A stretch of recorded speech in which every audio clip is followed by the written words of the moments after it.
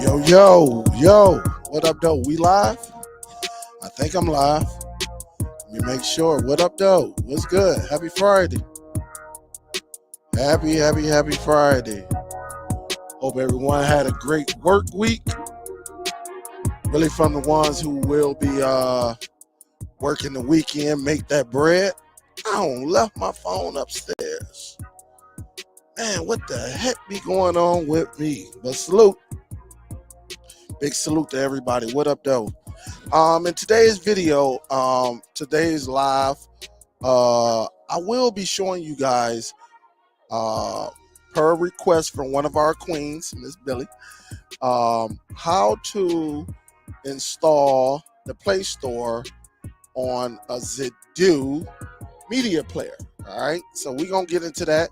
As you're coming in, don't forget to smack that thumbs up and go from there. What up, Joe? What's good? What is good? Salute to everybody. Don't forget to smack that thumbs up. Let me do this right quick. Let me do this. Extra camera. We're going to add that right there. I just want to make sure everything is correct. So as you see, this box right here, because I already have it on this box right here. I have it on the Z10 Pro. I'm going to install the Play Store on the Z9X, as you see on your screen right there. So I will be adding that. In just about 30 seconds, we'll talk about it. So let me get my things together. Turn this down a little bit. Salute. Everybody, big salute. Again, I left my phone upstairs. Man, my goodness. All right, let's get this party started because I'm not going to hold y'all up too long. Let me do a share screen right quick. And let me do a Windows, this one. All right. Here we have it right here. All right. We got the Amazon right here, but these are the Zidoo boxes. Again, this is the one that I'm going to do right here, the Z9X. I also have the Z1000 Pro. I also have the Z10 Pro. All right.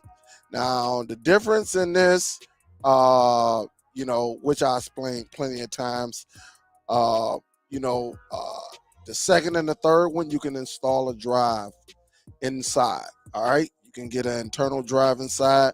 For this one, you can connect it USB hard drive. All right. But this is the one that I am going to set up right here. All right. I'm going to do it live. That way y'all see it. And then we go from there. Also, let me do this. Let me go and remove that and bring that down because I do need to share my screen, which I'm going to share my screen. I can do it like this. Let me drop this down. And now let me do this. Extra camera. Let me go with the easy cap right here. And I keep hitting. I didn't hit share.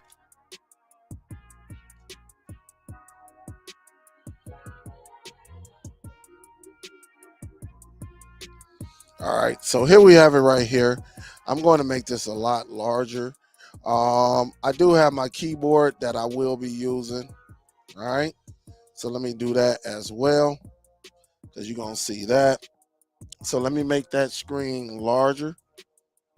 So we on feed 4.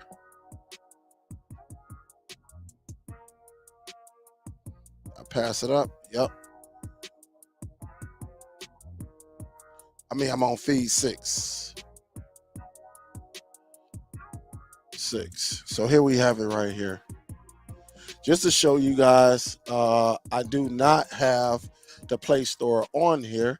So let's go to all apps, which is right here. But not right there. You see on this device, I get my temperature, even though it's wrong, but I do get it. All right. It's definitely wrong. So you can tell I haven't had this box connected in a long time. All right. So let's see if it do it Let me see, Detroit, right? Let's see if it does it, because I know a lot of people was having this problem. Yep. So everybody's having that same problem, but at one time it was there. All right. As you see, Detroit, it was working. So again, that's the least of my worries.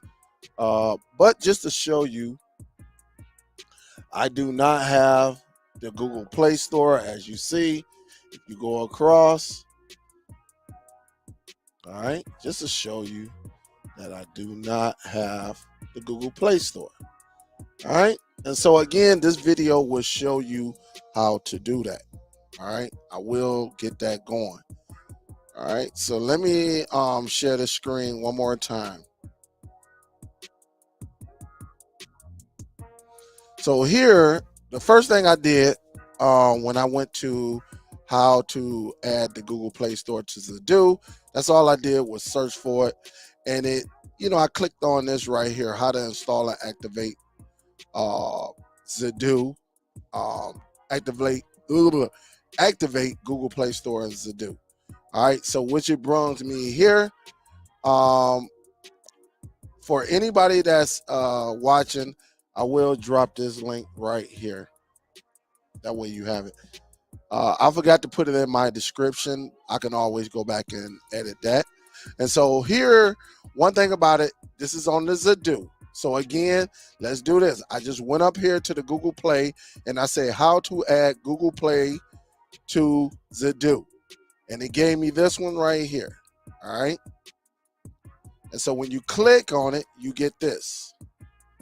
All right. So it's under shop.zidoo.tv. All right. You can go there. And again, the link is right there. And so here it is. They give you the different devices, the Z9X, which that's the one I'm gonna use. But then you got the Z10 Pro, you got the Z1000, and then you got the UHD 3000. All of these devices. So whatever device you have, unfortunately, they do not have the Z9S.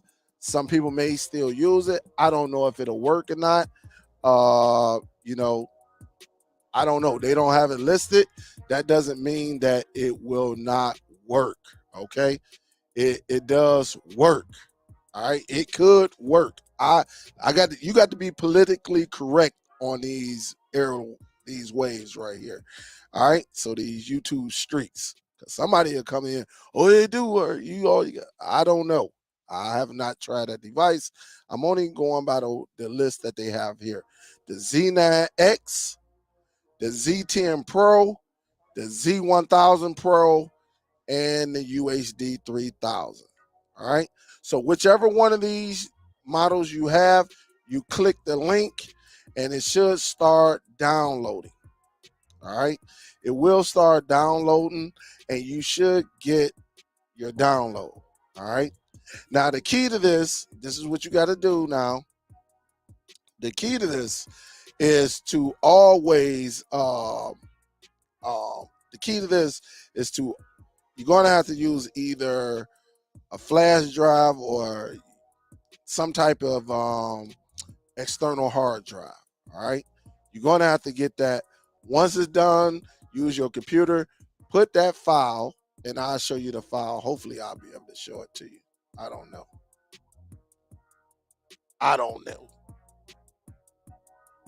I may have to drop this down and bring it back up. Oh, StreamYard be doing too much. I guess they want me to close it all the way out and, go from there. So I'm going to close it out. I shouldn't have to, though. But it's so crazy because they want you to close it all the way out and restart it. But once you get that file, it'll say something like Z9X underscore P, whatever it is. All right. You just need to download this file.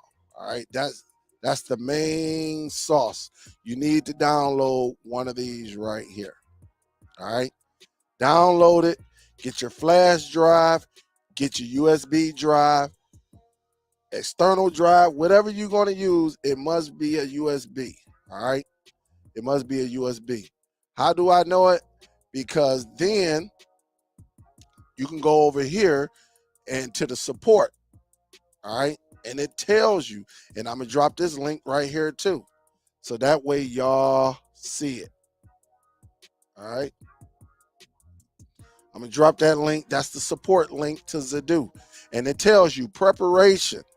Use a USB flash disk. All right. So an external hard drive, a USB flash drive, that's it. Now, will it work if you send it to over the Wi-Fi? I do not know. That's not my concern. I'm only following their instructions because, again, you got to be politically correct on here, and you got to let people know that may come in late that says, oh, Dale, you could do it this way too. All right, that's fine and dandy. But I'm only following these steps that we see on the screen right now. Okay? USB flash disk. All right. So again, thumb drive, flash drive, USB hard drive. All right. Upgrade the file, copy, upgrade the file into a USB flash disk. Then insert the USB flash disk to any USB port in Zidoo. So you can insert this, your external hard drive, flash drive, into any of those USBs. All right. And then it says need not to unzip the file. All right. So don't unzip it. Just plug it in there.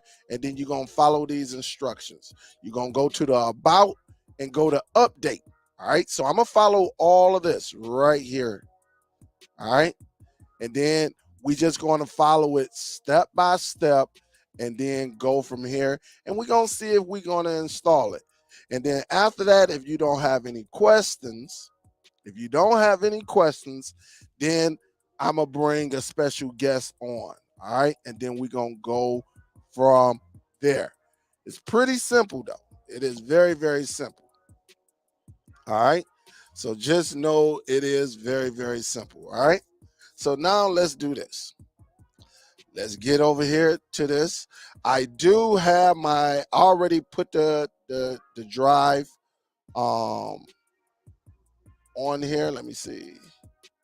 I already put the file on the flash drive. So you just heard me disconnect. And now I'm going to take this hard drive, external hard drive, and plug it in. And they say you can use any USB port.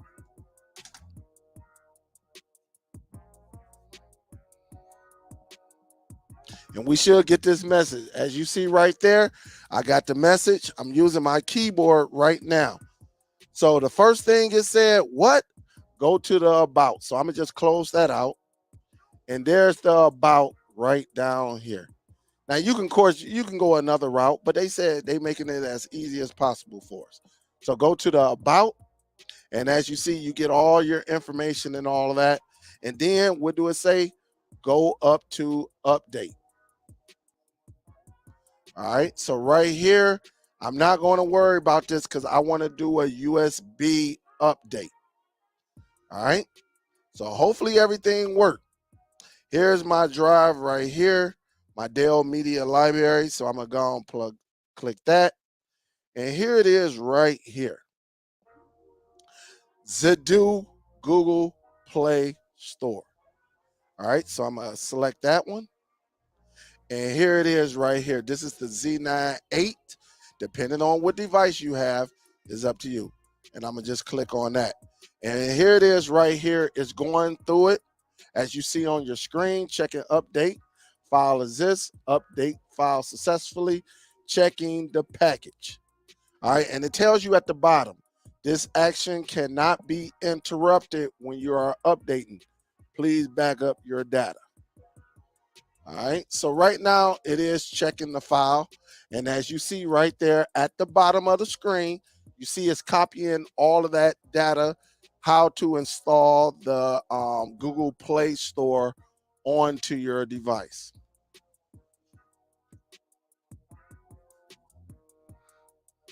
Don't forget to smack that thumbs up as well, guys. What is up? What is up? If you have a question for me, just just wait till after the presentation. And so I'm gonna go over here, and you see once it's done, is at 100%. I can just go over here and select update right here. I'm gonna hit update, and there you go, updating the system. Please do not power off. So do not power off. Hopefully you don't have a power outage or anything like that. It's very, very easy. You just have to go um, and just get the file. That's pretty much it. And then once you put this on here, it's pretty good to go. Some alternatives I can use. I would use also Aptoid. You can use Aptoid, which is very, very good as well. Now, one thing about it, I'm quite sure you know, your device must be online. All right. So it must be connected to your internet. I probably should have said that at the beginning, but I'm saying it now. All right. So we waiting on this to get right. Let me just do this right quick. And so it's still updating right there. Maybe I'll go with that. Big salute to y'all. What's up? YouTube tripping on me. They don't be sharing my videos no more. They say, yo, Dale, you better get to doing some dedicated videos. This live stuff, yeah, you used to get 200 to 300. We knocking you down. We're knocking you down. So, and again, I will put these links that I shared over here. I would take them. Matter of fact, let me do that right now. While this is updating, I guess I can go over here to Facebook, and I'm going to put this inside of the streaming outside the lines. I'm going to put both links into streaming outside the lines. So if you want it, they will be over there. All right. So let me get the first link. All right. So you can go back and watch this. How to install Google, right? Google Play on your Zidoo media box, media streaming box, right? All right. And so what I'm going to do, I'm going to include this link so we can get right to it. I'm going to put that, and let me put download file first. Download the file first and install the file on an external, all right, external drive. All right, external drive, and parentheses, right? You know, you got to do this nowadays. Parentheses, what? Flash drive, right? Flash drive or external drive, if I can spell. All right, so you got that one, and then let me put first, because you know I like to be politically correct sometimes, right? I think we all do. We just want to make sure we're giving the right steps. And then the second one is, here it is. I'm gonna put the support on there as well. So that way, if you need the instructions, is right there. Does that sound good? And let me do this. I'm gonna put Instructions to install the Google Play app on Zidoo boxes.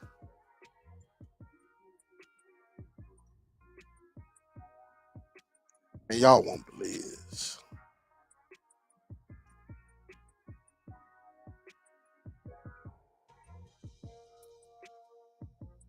All right, so now let me put that link. Paste. All right, so I think I can post this. And again, this is on streaming outside the lines. And we're about to post. I'm just waiting for it to update. There it is. It is now posted. Again, you should see that. From there, let's get the screen back on here. All right. Let's go here. Let's go over to your apps. You know, my apps is my apps. Hold up. No, I'm always having a battery problem here. All right, so let's go into the apps. Let's see if we got it. And there it is right there.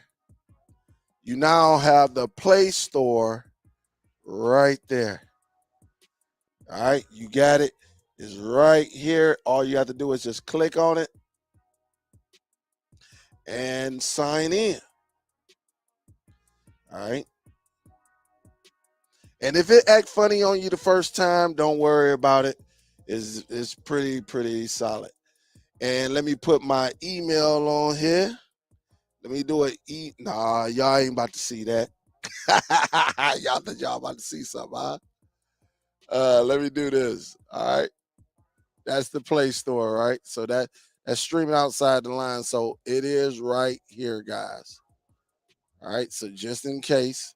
But again, you got the Zidoo boxes right here. All right. But let me go ahead and sign in right quick. Sign in. All right. I know y'all be creeping. Y'all be waiting on the brothers to slip.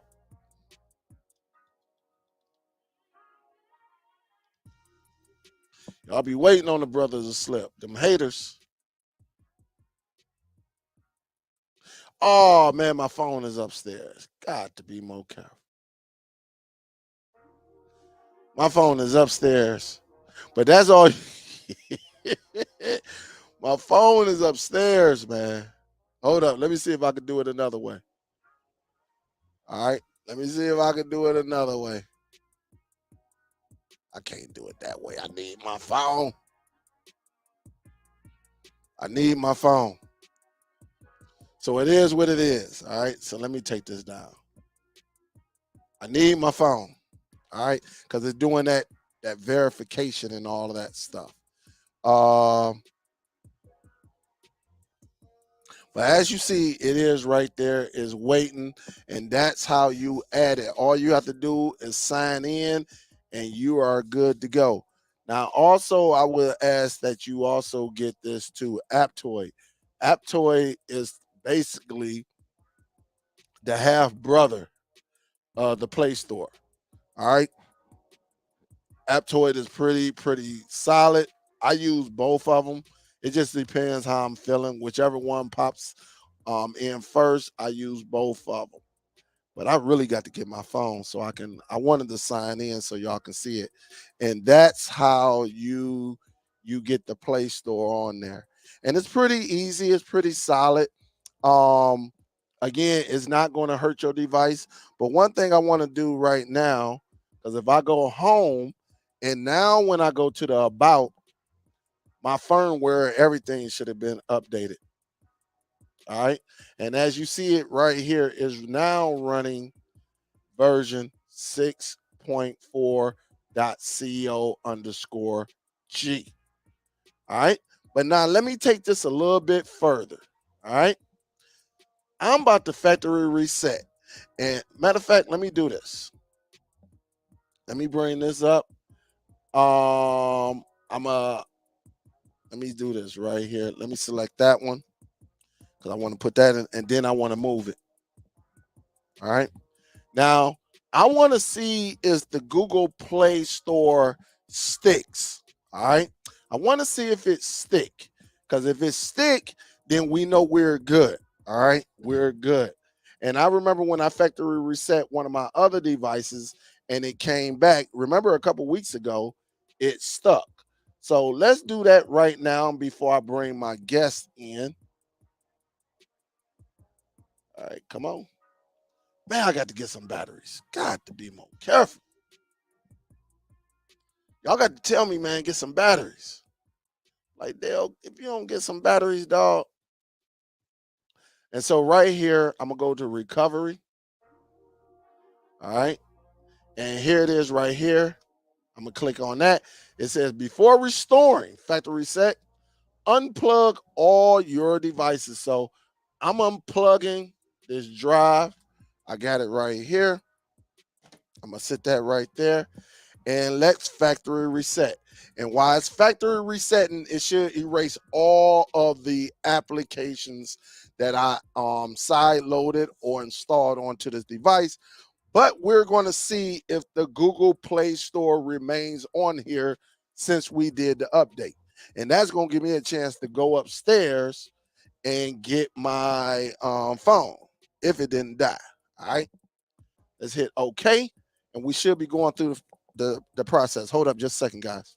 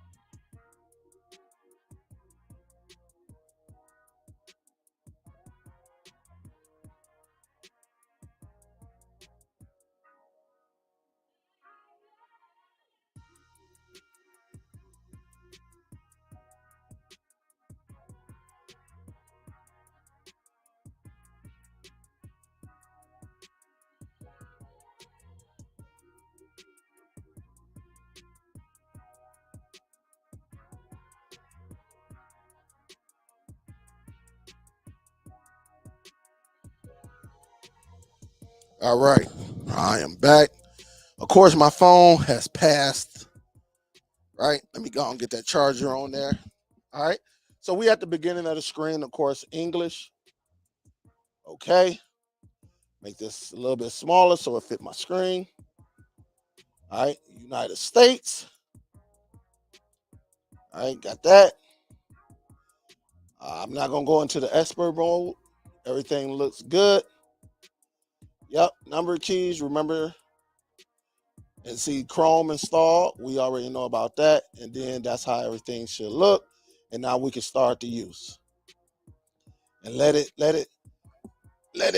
populate. Let's see if it fix see if I can add Detroit as my weather. Detroit. All right. I'm gonna just say, I'm gonna hit the second one. Oh, we got action. We got action. We got action. There we have it right there. All right. Let's add it.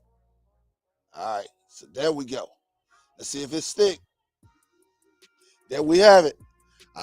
66 degrees. I don't know if that's true or not. The sun was out, but I don't think anymore. It's raining right now.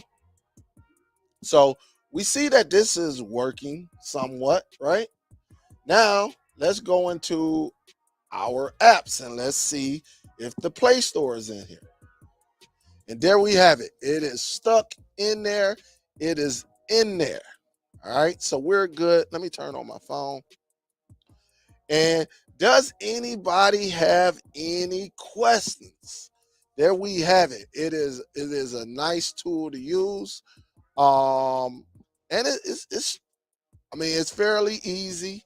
But again, as long as you factory reset it, you'll see the Play Store is added. And matter of fact, let me see if again if I can sign in just to show y'all that it worked. I'm gonna drop this down right quick. All right, so I'm gonna remove that. Let me go back to my single mode. All right, and let me it's doing this little update right now. So it's updating. Wow, look at this. It's doing this little update thing. It's like, damn, we updating. So it's getting all of that information. Now it's saying sign in. So let me sign in right quick. Okay.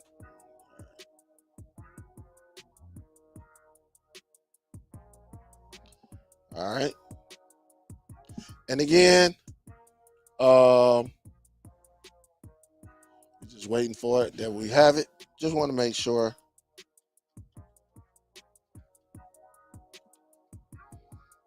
Somebody like, yeah, we gonna get him.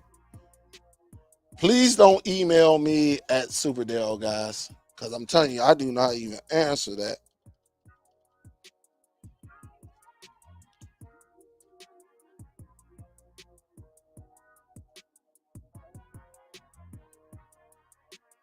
All right. It's gonna send me a code that. All right. So let me do that right quick.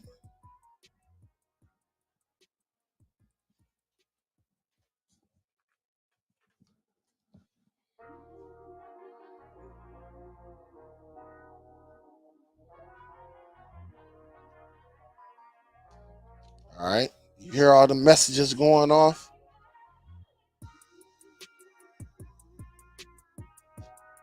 Come on, phone.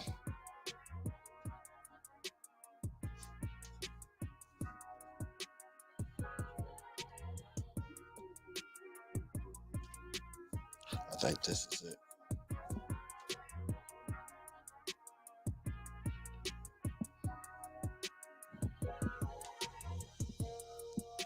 All right, I think I'm in. I got so many text messages coming through. And it's just doing a little update right now. All right. All right. So now we are in. We are in.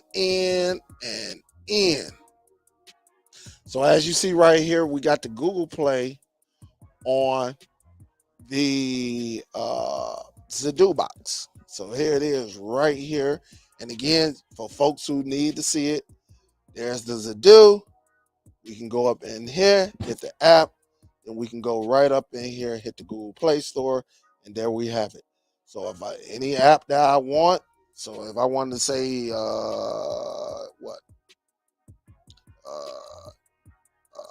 Pac-Man, let's just punch in whatever.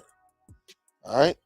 So I can do Pac-Man, and it'll bring up all the applications, that they have for Pac-Man and stuff like that. So, if I wanted, what was that one called? Angry Birds. If I wanted to install Angry Birds on here,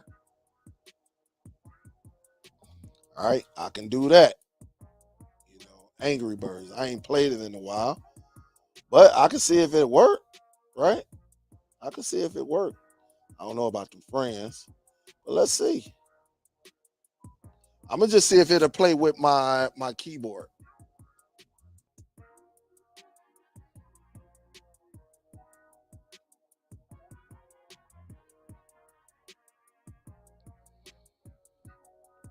All right.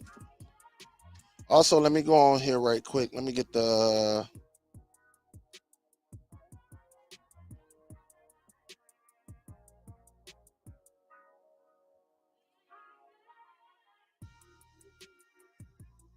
Let me give a salute. Big salute. Miss Billy. Thank you, Miss Billy.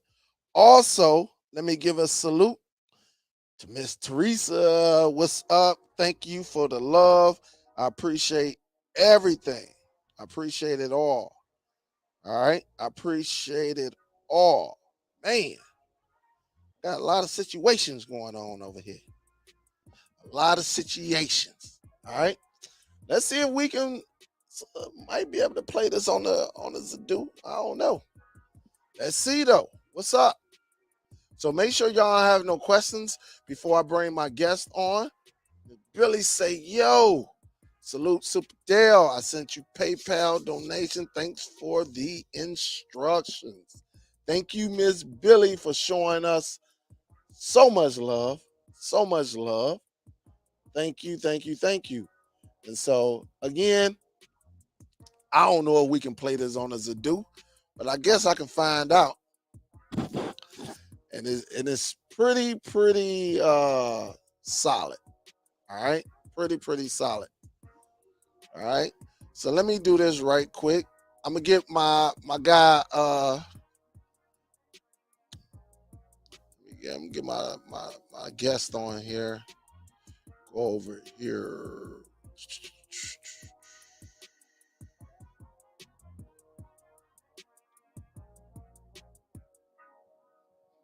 All right. You got some things you might want to show. Look like it's loading slow, ain't it? It's loading a little slow. Seems like it should have been going. Any questions? What's up, Cordelia? What's up?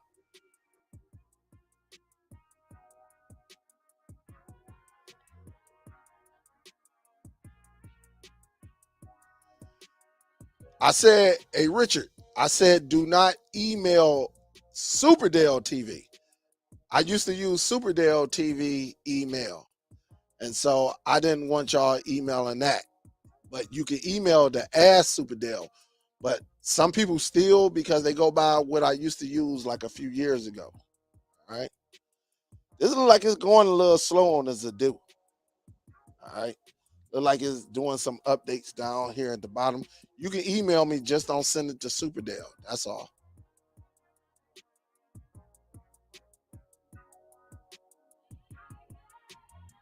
All right. So it says, hey, let's just see. I want to see something. I want to see something. All right. Select your age. God. I'm the big 4'8" on them. I'm the big 4'8". I'm the big 4'8", 48. You can 80. Yeah, man. Just give me the birds so I can knock something down. All right? Just give me the bird. Look, I got my keyboard. Oh, shoot. I got my keyboard. Let me go. Why won't it let me go?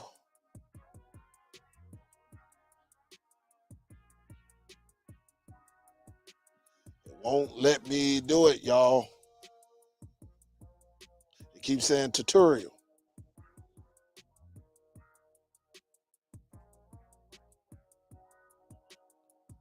I don't know. I should have hooked my controller up.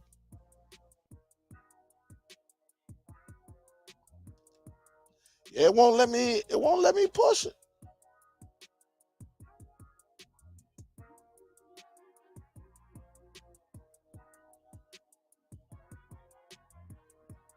It will not let me do it. I might have to get the controller. Oh, there you go. I guess it kept wanting me to do this tutorial stuff. So I don't need no tutorial. Let me just knock these birds right on out the box. Sometimes we got to get on here. I just wanted to make sure. It worked. So as you see it, you got the Google Play Store on your device. All right. Pretty straightforward. So let's get up out of here. All right. We can always come back to that. I just wanted to make sure everything worked. All right. So let me just make sure I ain't got no.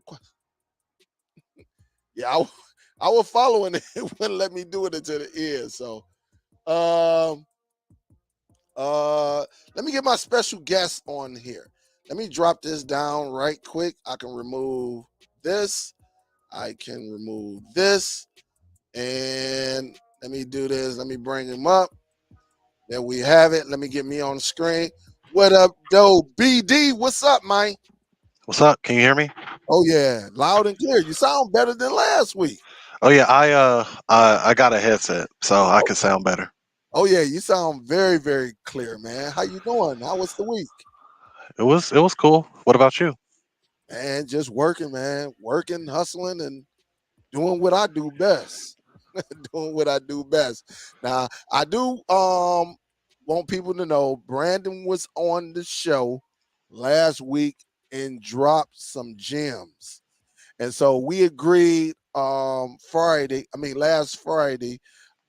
see if he can come on today because he said he got some more things for us. All right.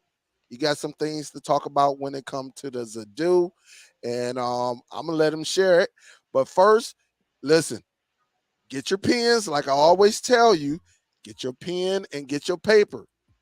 All right. Get your pen and get your paper because again, I'm not gonna give you a timestamp when he come on or anything like that.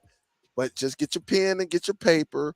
Also, I dropped the files on how to install Google Play and just follow the instructions over on streaming outside the line. So don't forget that, guys, just in case.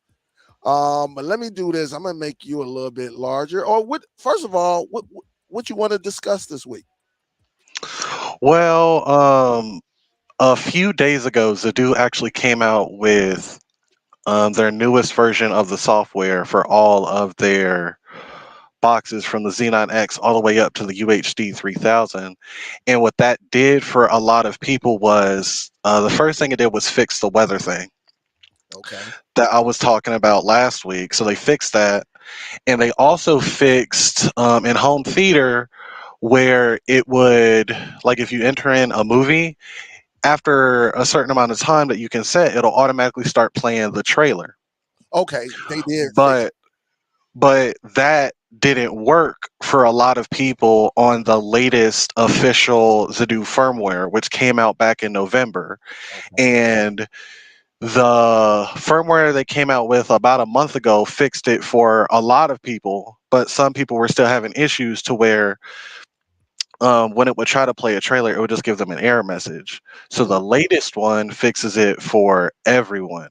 So I know for me, when I manually updated it, the weather app is working perfectly for me now, and Okay. the trailers are also working perfectly. So that's one thing I wanted to show, and then also just to show.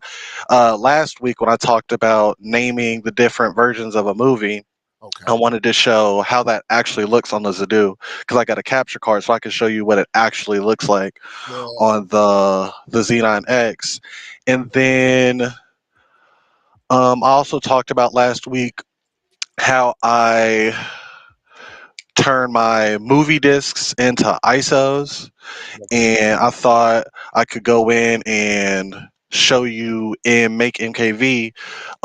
There's a little button you press that a lot of people don't know about that makes that whole process super easy. So it's a whole lot of stuff, just All right. depending on what people want to see. All right. Well, check it out. Are y'all ready for this? Let me know. Look in. Hey, listen. Let me know right now before we get started. I want to make sure everybody got their pen and paper because we take notes around here, man. And BD, I'm quite sure you. I'll be telling everybody, hey, make sure you got your notepad and a pen nearby because you just never know. Um, you know, um, uh, when someone dropping the gym, and people be like, "Hey, Dale, where was it at? Where was it at?"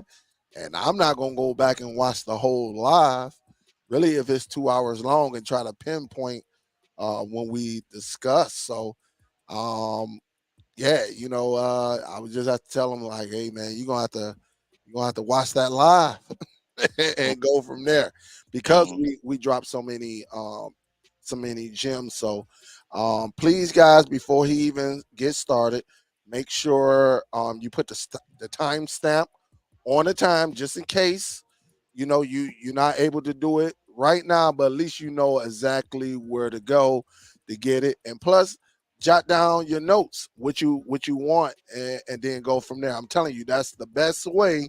So that way you don't have to wait on myself, or you don't have to wait on Brandon or anybody. Huff Link, you don't have to wait on nobody who uses a Zidoo to get back with you because people are busy. Sometimes it take a day or two before people get in touch with you, just because it's just busy life. So let me see what he's. Much love to all in the chat. I'm not feeling well tonight. Hey, I hope you feel better, LJ. I'll get in touch with you later. Check on you. Chariot, what up, though? CMG, what's good? Glad you could join us today. All right, I'm gonna give you the floor. Let me see if I can make you a little bit bigger. All right, I think that'll look. I don't know if it changed on that end. Let me see. I'm gonna go down here. See if I got you larger over here. Is it larger on your end? Hmm. Are you larger? Yeah, I'm larger. All right, because I'm looking at it on this one and it's not. Oh, there we go. All right, it just kicked in. It's a little delay. So I'm ready whenever you're ready. All You right. can go ahead, whichever one you want to discuss first. Okay, so let me get. Oh, I gotta share my screen. Give me a second. Yep,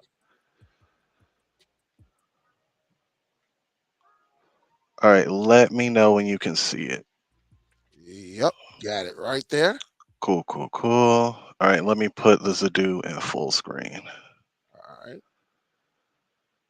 All right, is it full screen? Yes. Okay, so here is my Zidoo. So you can see up here the weather should be working perfectly fine now. Since I already added a city, it's updating perfectly fine. And if I go in here and try to add a city, it should still work. So let me try doing Seattle, since that's where a lot of people live. Seattle right there. Home of Amazon. No, home Yep. of it's home of Microsoft. No, not Microsoft. Microsoft is in American Redmond, Express. Washington. Is it American Express? No, Seattle, Seattle is Starbucks. Starbucks. All right, Starbucks. I knew it was one of them, man. I couldn't remember, but yeah. Okay. So as you can see, now it's set to Seattle. Everything there is working fine. And then if I go into home theater, the trailer should be working. So let me go to Hidden Figures. And if you wait a little bit, Shit. it should do the trailer in the top right. Yup. What up, though, hustler?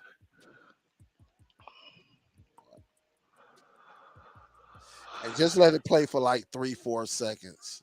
BD. Yep, there you go. Yep. And I set it to for the audio not to work because Yeah. I have like if you set the volume for all your movies, sometimes the trailers are like super loud and Yeah. it'll just yeah, it's just loud. So that is what's been working for me so far. Everything else, Home Theater 4.0 has been working good. Like I haven't had any issues with it other than the trailer thing and the weather thing at the beginning. But let me go back to let me access like the actual files that are on the Zidoo so I can show you how everything is named. So if I go in here, one of the movies that I have multiple versions of is The Incredibles right here. Yep. So you can see in here I have one ISO which is the 4K disc and I have another ISO which is the bonus features disc. And that's a really common thing that they do with especially Disney movies. They'll give you a 4K disc that only has the movie on it, then they'll give you a regular Blu-ray that has the bonus features on there. So, like I said last week, you go in here, and usually when you're making an ISO, it'll just be named the title of the movie .iso. But you go in here and you do an open parentheses, you do a hashtag, and what I like to do is if it's a 4K movie, I'll put hashtag 4K so I know the version. Okay. Let me see if I can make your screen bigger. Hold up just a second. Let me see. Hold up. Hold up. Let me Let see. me see. Let me go back. There we go. I found it. There you go. Yep. Okay. It looks a lot better now. Yeah. So as you can see here, I have The Incredibles and hashtag 4K, and I have the Incredibles hashtag bonus features. Now, the important thing to remember is that when you're doing movies, everything goes in one folder. So whatever comes in that case. So the Incredibles comes with 3 discs: the 4K movie, the Blu-ray with just the movie, and then the Blu-ray with the special features. Yep. Everything goes in one folder called, I usually call it the title of the movie, Right. because the Zidoo doesn't identify different folders. The only reason you're doing folders is so you can easily categorize it. All the Zidoo does is goes in and identifies each and every file. Okay. So you have to make sure everything for a movie, bonus features, the regular version, whatever, is in one folder. And you're not going to rename the folder, you're going to rename the actual files. Okay. And the reason I say that is because it's kind of confusing up here. When I first tried it with Avatar, I renamed the folders and it wasn't working in Home Theater 4.0. And I was wondering why. So then I went in and I renamed the actual file and it started to work. So make sure everything goes in one folder for a movie and rename the actual files. And when you do that, if I go back to the Zidoo, I'll go to the Incredibles first. Let me go here and let me go down to Incredibles right there. As you can see, it'll give you a button that says 4K and a button that says bonus features. Mm. Now, all you have to do is select whatever you want. So if I want the 4K, I select the 4K. Oh shoot. I think that I started playing it. That's what it is. I was wondering why the screen went black. Sorry. You go here, you select 4K or bonus features and it'll start playing for you. Now, if you wanted to access like the Blu-ray menu for like let's say bonus features, then you would just highlight it, go up to BD, select BD, and it'll act like you just put in a Blu-ray disc. Now for Avatar, it got a little complicated because I had custom names for everything. It wasn't just a simple this disc is bonus features, this disc is whatever. But you can name it whatever you want. Whatever you put after that hashtag is what will pop up in Home Theater 4.0. So as you can see here on one disc with Avatar, it had both the theatrical and extended version on that one disc, then Filmmaker's Journey, and then Pandora's Box. And so it makes it super simple to be able to keep all those discs that you bought, but also have easy access to everything. So if you just wanted to play the theatrical or extended version and you didn't want to go through the menu, you can play it just like regular. Right. And usually for the bonus features, they have special menus and stuff, and that would be BD. So that is what I was talking about last week. Another thing that I wanted to talk about within Home Theater 4.0 is what are called clear logos. So if I go in here and let's go to Devotion, you can see in the top left of the screen, it'll appear the logo for the movie. Yeah. Devotion. So yeah, but sometimes it doesn't get it. So let's see if I have a movie in here that doesn't have one of those. It won't matter. Let's just try Frozen. It already has it because I already put in the logo. But let's say it doesn't get that logo never pops up for you, or let's say it doesn't match your movie poster. Well, Zidoo won't let you edit that. Oh, sorry, I made it small. Zidoo won't let you edit that logo at the top. The only thing Zidoo will let you edit if you hold down on the OK button and you click change image, it'll only let you edit the poster and the background. Now, it bothered me when I went in here because I was like, I want all my movies to look the same, especially if the logo looks different than the movie poster, it looks a little off. So, what you have to do is you have to find that logo and put it in a special place and name it a specific thing within the Zidoo. Now, it's super simple. So let me go back to my browser. So the place where you'll find most of your logos is a website called fanart.tv. Now, Yep. when you go here, oh, sorry, were you about to say something? No, I say, yep. I know about fan art. Oh, okay. And this has logos for nearly every single TV show, movie, whatever. So let's just try Frozen. So Frozen at the top, and you can see it says HD clear logo, and that's what you're looking for. So let's say I had the 3D version of Frozen, right? So I go in here, it pops it up. I'm gonna right click on it, click save image as, and I'm gonna save it. You can save it wherever, but you're gonna name it clear logo .png, just like that. No spaces and all lowercase. So now when I save it, it's gonna save it to my desktop. So now it's right here on my desktop. So now I'm gonna go back into where I access the Zidoo. And all this is when you go in and turn on the Samba share, like you've done in the past. That's all I'm accessing. And this 887, all this, that's just the hard drive that's connected to it. Yup. So I'm gonna go in here, go into my movies folder, and go into Frozen. Now you see all that's in here is the ISO because Yup. the Zidoo is really good at getting those logos, but let's just act like it didn't get that logo. I'm gonna drag and drop this clear logo.png right into that folder. Now it's in there. So now I'm gonna go back to the Zidoo. Let me make this full screen again. And if I go into Frozen, it should show me that new logo like that. Yeah, it just popped in. Yup.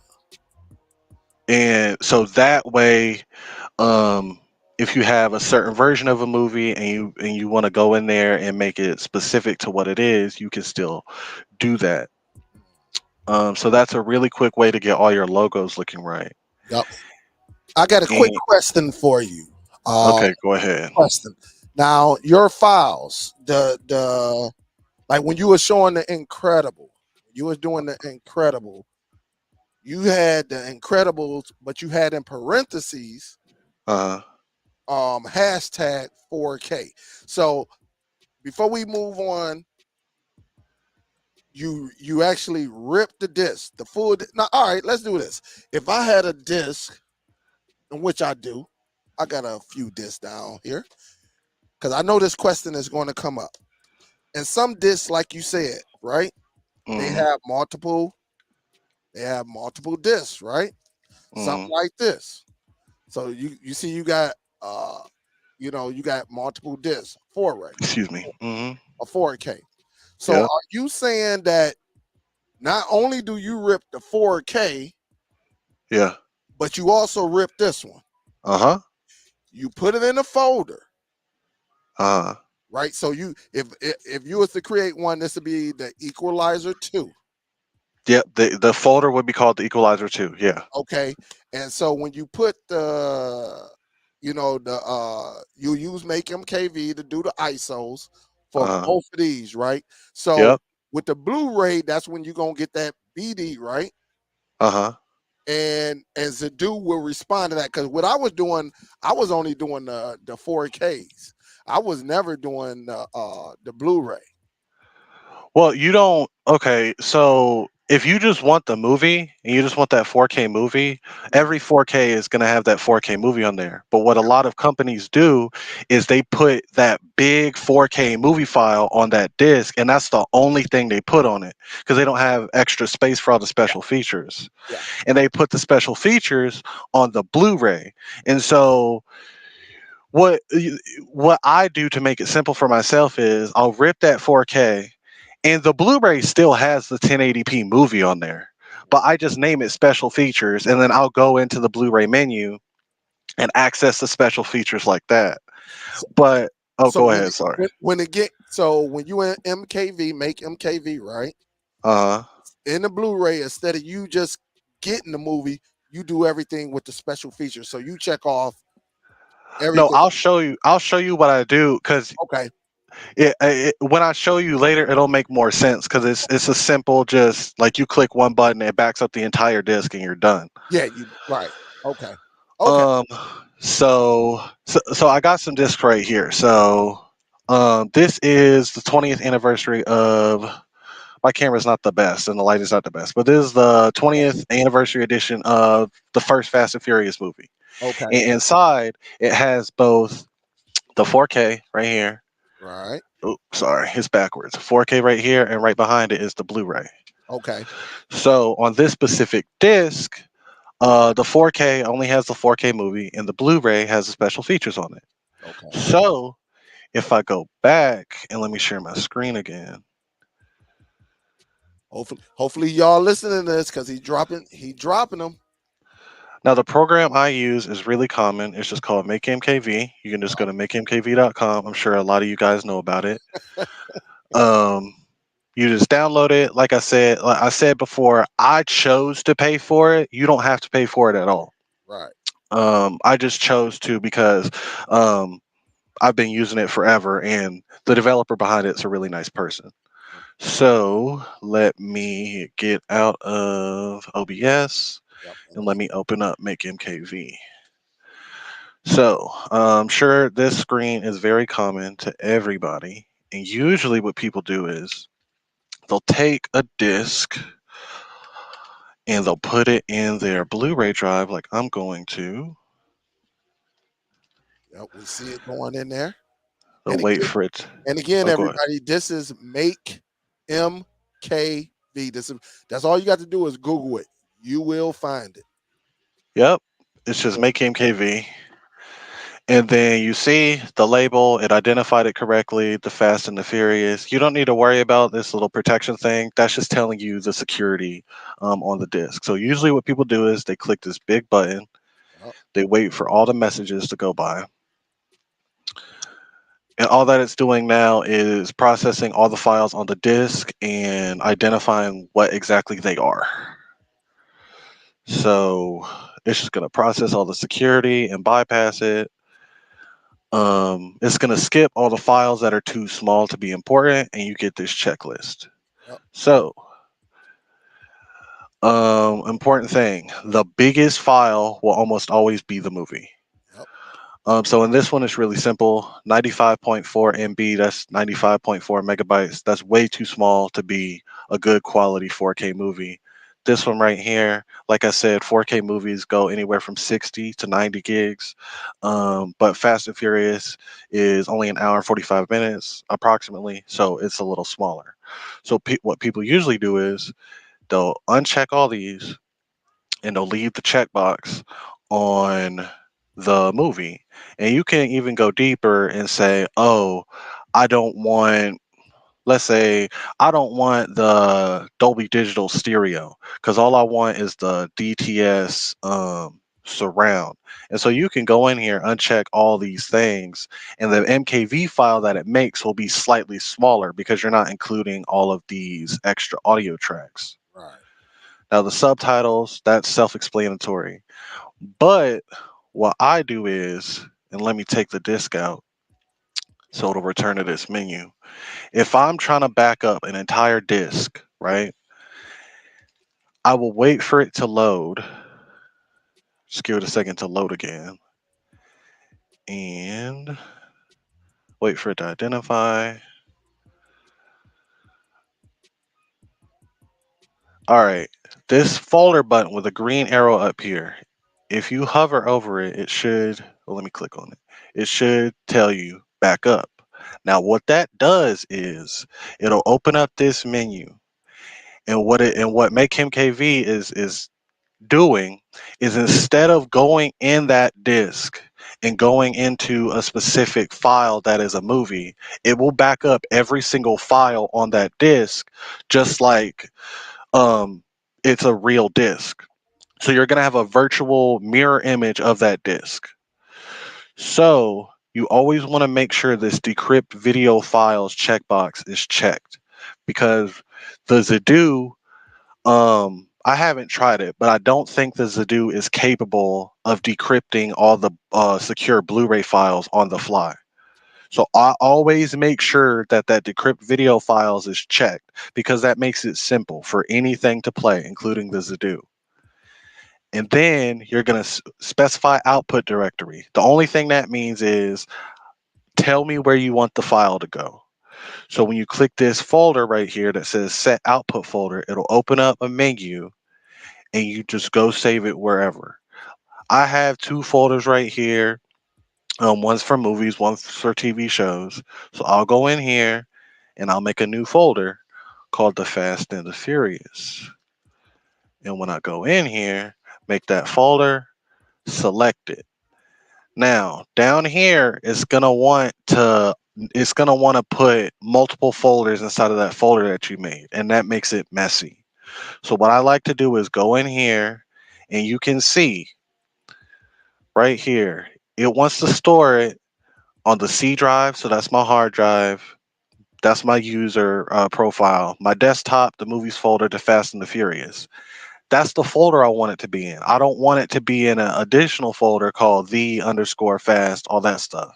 Right. So I just backspace all that out so it only stores it in that folder. Now I'm not going to back up the whole disk because it usually takes for this. I think it took about an hour and 15. But it'll give you a message backing up disk in the folder, and it'll process that disk at the beginning, just like when you are going in. You see all the check boxes, but here you see a different thing. Now it's going through every single file. It's going to verify every single file, and it's going to back up every single file. Now, you're not going to get, let me just stop it right quick. You're not going to get an ISO just right out the gate because MakeMKV stores movie backups in a different way. So it's going to give you these three folders. The BDMV folder is the actual disk. Now, you don't have to worry about anything in this folder. You just have to make sure you don't delete it. Now the certificate folder is all the security that MakeMKV bypassed, and it just puts it back on here so that if you try to put this on an actual Blu-ray player, it'll still play because all the security is still on there. And this MakeMKV folder is just leftover files that MakeMKV didn't delete. So what I will do is I will go to this folder and I will delete this MakeMKV folder just to make things a little cleaner. So I'll go ahead and delete it, right? And then I'm left with a BDMV folder and a certificate folder. Now, you might ask, can I just put this whole folder on the Zidoo? And the answer is yes. You don't have to turn it into an ISO if you don't want to. The Zidoo is more than capable of playing movies like this. And there's literally no difference than keeping it like this or putting it in an ISO file other than performance. For me, my Zidoo performs a lot better when I store everything in an ISO file than if I just keep it like this. And plus, if you're trying to do multiple versions, if you kept it like this, what you have to do is you would have to start creating a lot of folders to start differentiating between different versions, and that gets confusing really fast. So you might ask, how can I make this into an ISO file? And that's why I said last week I use a free program called Image Burn. Yep. Now, when I go into Image Burn, it'll give you all these options. All you have to select is create image file from file/folders. It's easy to identify because we're trying to take files in a folder like this and turn it into a virtual disk file like that. So we're going to click here. And what you can do is you can either go into that folder, go into the movie, take these two files, and you can drag and drop them, or I believe it is this button will let you browse for a folder. So we can go in here, select these two folders, select. Oh, it only let me do one. So you'd have to do it one by one, I think. Yeah. So it's easier just to just drag and drop in there. Yeah. So we're going to put that in there. And then destination, again, that is just, it's just asking you, where do you want to put this file? Now, you're not going to get all these unknown errors. The only reason that it's doing that is because I stopped making MKV from making it. So it's not a complete thing. So we're going to click on this button, browse for a file, and it's going to say, okay, it's automatically going to put the title of the folder that it came from. So the Fast and the Furious. And it's save as type. It's automatically going to be ISO. That's what you want. Now I'll go back in that same folder and I'll go down here and I'll put .iso just like that. And then I'm going to hit save. Now everything in here is set. Now the only thing you do is press this big button down here and this is also going to pop up. The only thing this is telling you is, hey, what do you want the Blu-ray player or the video player to know this file as? And we want it to be the title of the movie. Usually it does this automatically and it's perfect like it is now. But if it's not, let's say this was the Fast and the Furious 2, then we would just put 2 and it would call it the Fast and the Furious 2. But it got it right this time. So we're going to click yes. And this whole screen, all that is telling you is, hey, I've identified 276 files and 19 folders. The content type is BD video. That's just what it calls a Blu-ray disc. Data type does not matter. File system does matter. Make sure it's set to UDF. The number at the number afterwards doesn't matter. But one thing that ImageBurn does really well is if these settings aren't correct, it'll pop up a screen saying, "Hey, I see that you're trying to make an ISO out of a Blu-ray disc. The settings aren't correct for that. Would you like me to change it so that everything works?" And it'll automatically do this for you. But I just want to tell you what you should expect to see just in case. So, file system's correct, volume labeled Fast and the Furious. Don't need to worry about size and all that stuff. Now you're going to click OK and it's going to go through it. It's not going to go that fast. For a full 4K Blu ray, it'll probably take like 15 to 30 seconds. It's pretty quick, but like I said, it's because I didn't let the movie complete. So now in here, we have this right here. We have that ISO. And so now what you can do is you can delete everything else except that ISO. And you can, if you just wanted this movie, you can drag this folder into your movies folder, put it on the Zidoo, wait for the Zidoo to scan the movie, and then boom, you're done.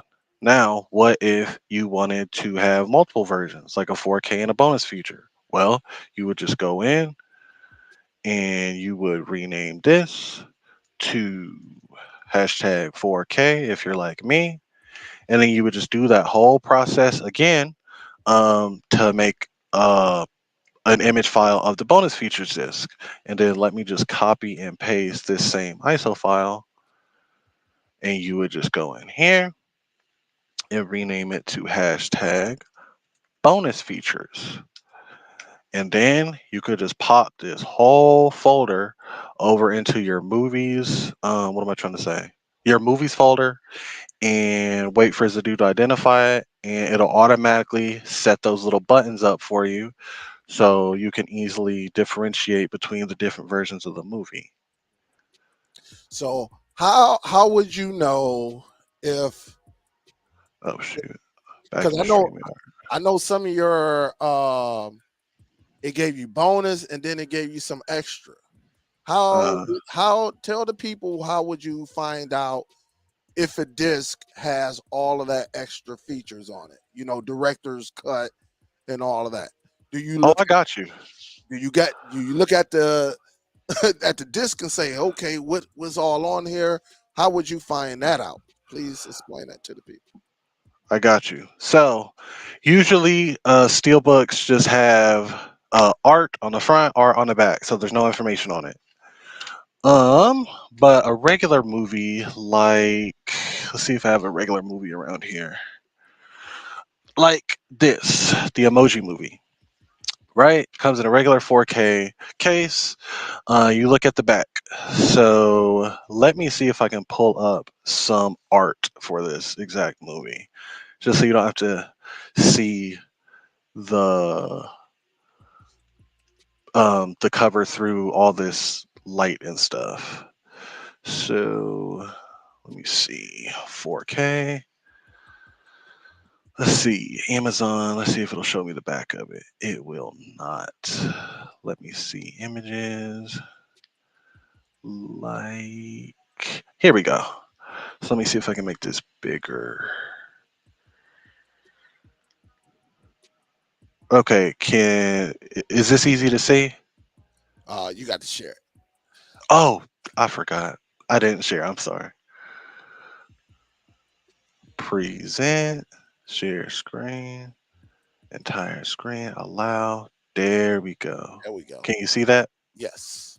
Okay, so you can see on the back it says 4K Ultra HD movie only. That means only the movie is on that 4K disc. And then you see where it says Blu-ray, it says movie plus special features. So that means that Blu-ray disc that's the only thing that has the special features on it. And the movie will tell you exactly what's on there. It has all these exclusives just to the Blu-ray. It'll tell you all that it includes. But let's say you just have a disc, or let's say you have a steelbook and all this information is not on there. Well, there's a website for everything, and the website I like to go to is called DVD Compare. Now, the whole website is just dvdcompare.net. And when you go in here, we can type out the emoji movie and it'll come up. Okay, Emoji Movie, the Blu-ray 4K, and it came out in 2017.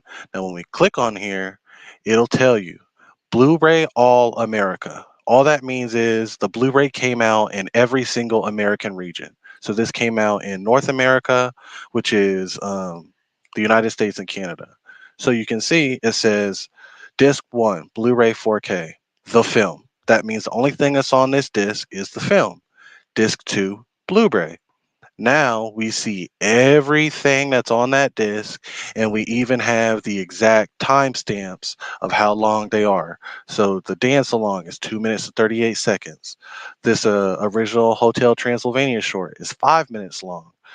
So that's how you know.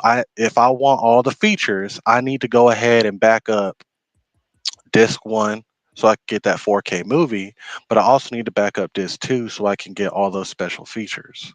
Okay. Now, it'll also give you more information if you care about it. It'll tell you what subtitles are on it. It'll tell you if it's Dolby Atmos. I don't believe this specific website tells you if it is Dolby Vision or HDR10 or anything like that. But usually you can look at the case and it'll have a logo on it. This specific movie is just HDR10. So, yeah.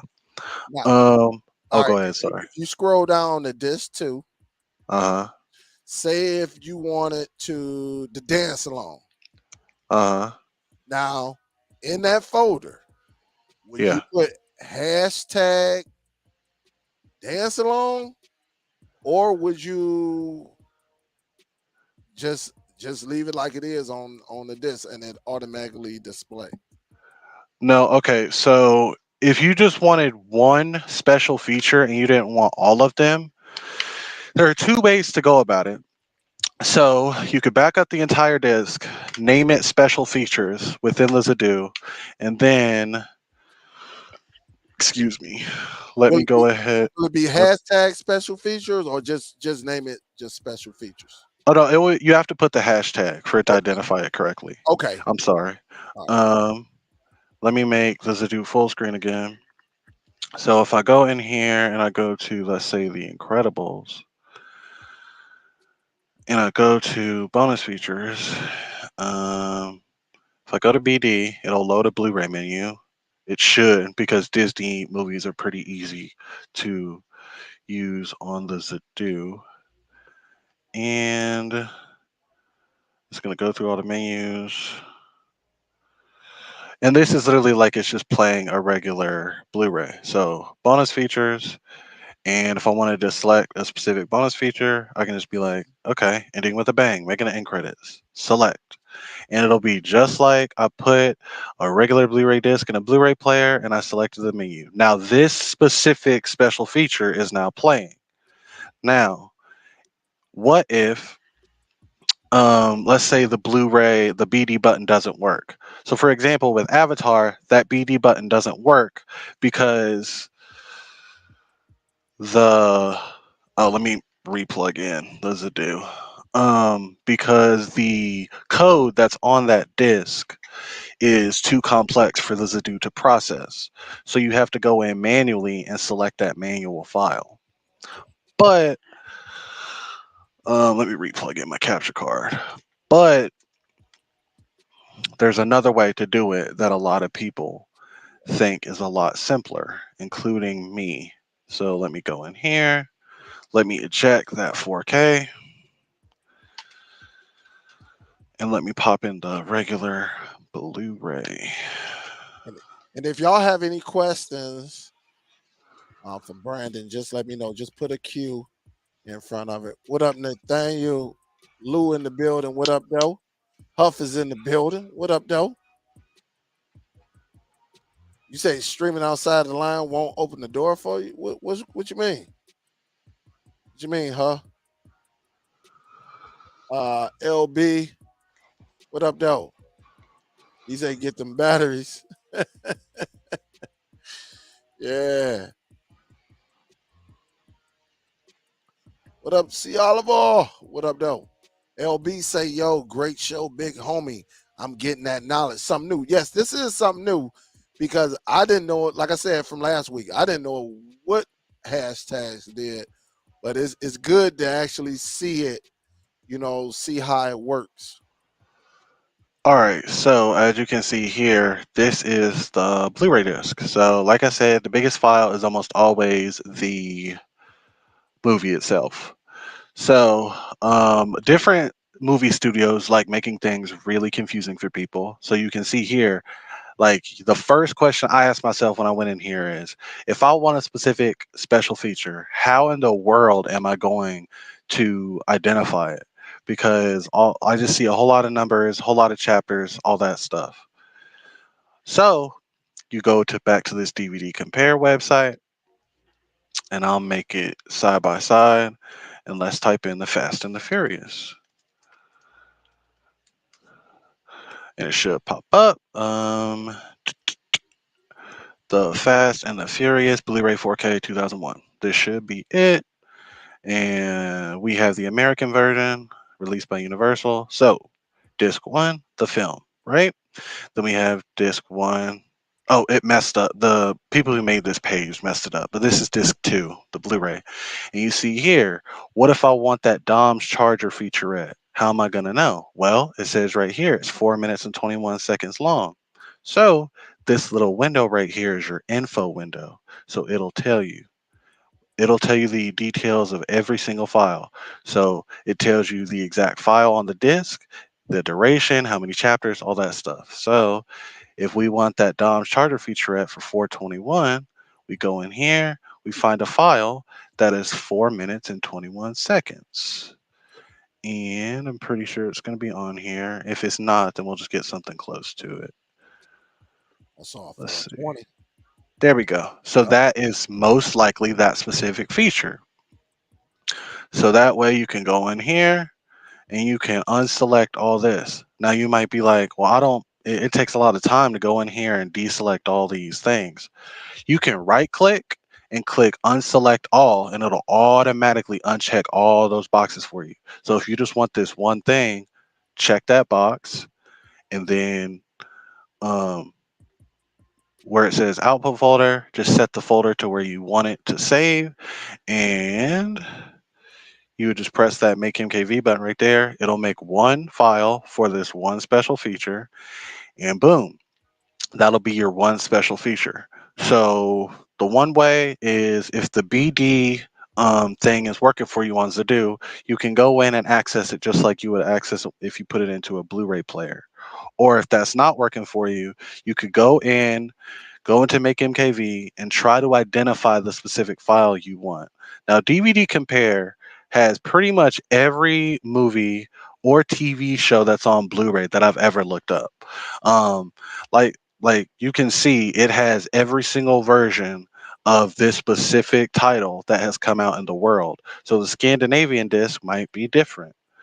or the Spain version might be different. If you have a specific version, you go to it and you'll see, oh, this specific stuff is on here. Like here, that Dom's Charger featurette, that was 4 minutes and 21 seconds on the American version, is 4 minutes and 22 seconds on the German version. They probably just let it go. Like the black screen at the end was probably just a second longer. Yeah. But you can see the exact data on whatever disc. And this DVD compare website is also a really good way to see what kind of audio you're looking at for a specific disc. Because on the back of a movie, they have logos for a lot of stuff. They have they have movie studio logos. They have like animated movies have their animation studio, so it can be confusing. But you can go in here and you can see. I'll go back up to the American version. The audio here on that 4K is English DTSX, and it also has French DTS 5.1, blah, blah, blah, blah, blah. So it's a really simple way to not have to spend a whole lot of time going in and trying to figure all this stuff out by yourself because someone else already did it. Mm. So um, that's that's what I got for movies, and I think that's the simplest way to go about it. Just so you don't have to spend hours upon hours like I did trying to identify each and every single file. Okay.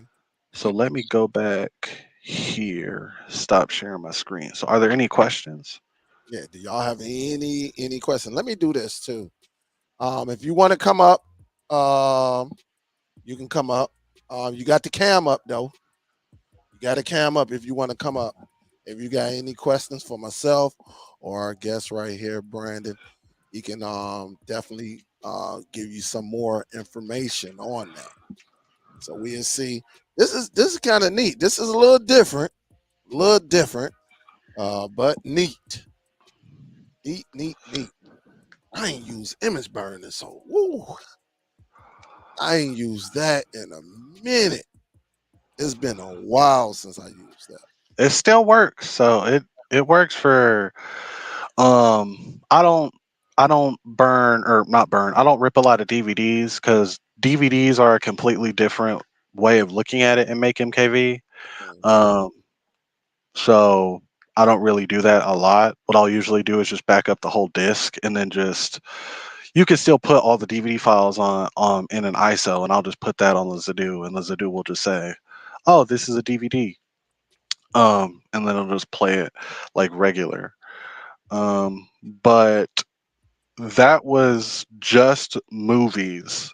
Now TV shows are a whole nother can of worms. It's still simple, but yeah, TV shows are different because you have multiple episodes on one disc and a whole season of a show will come on like 5 discs.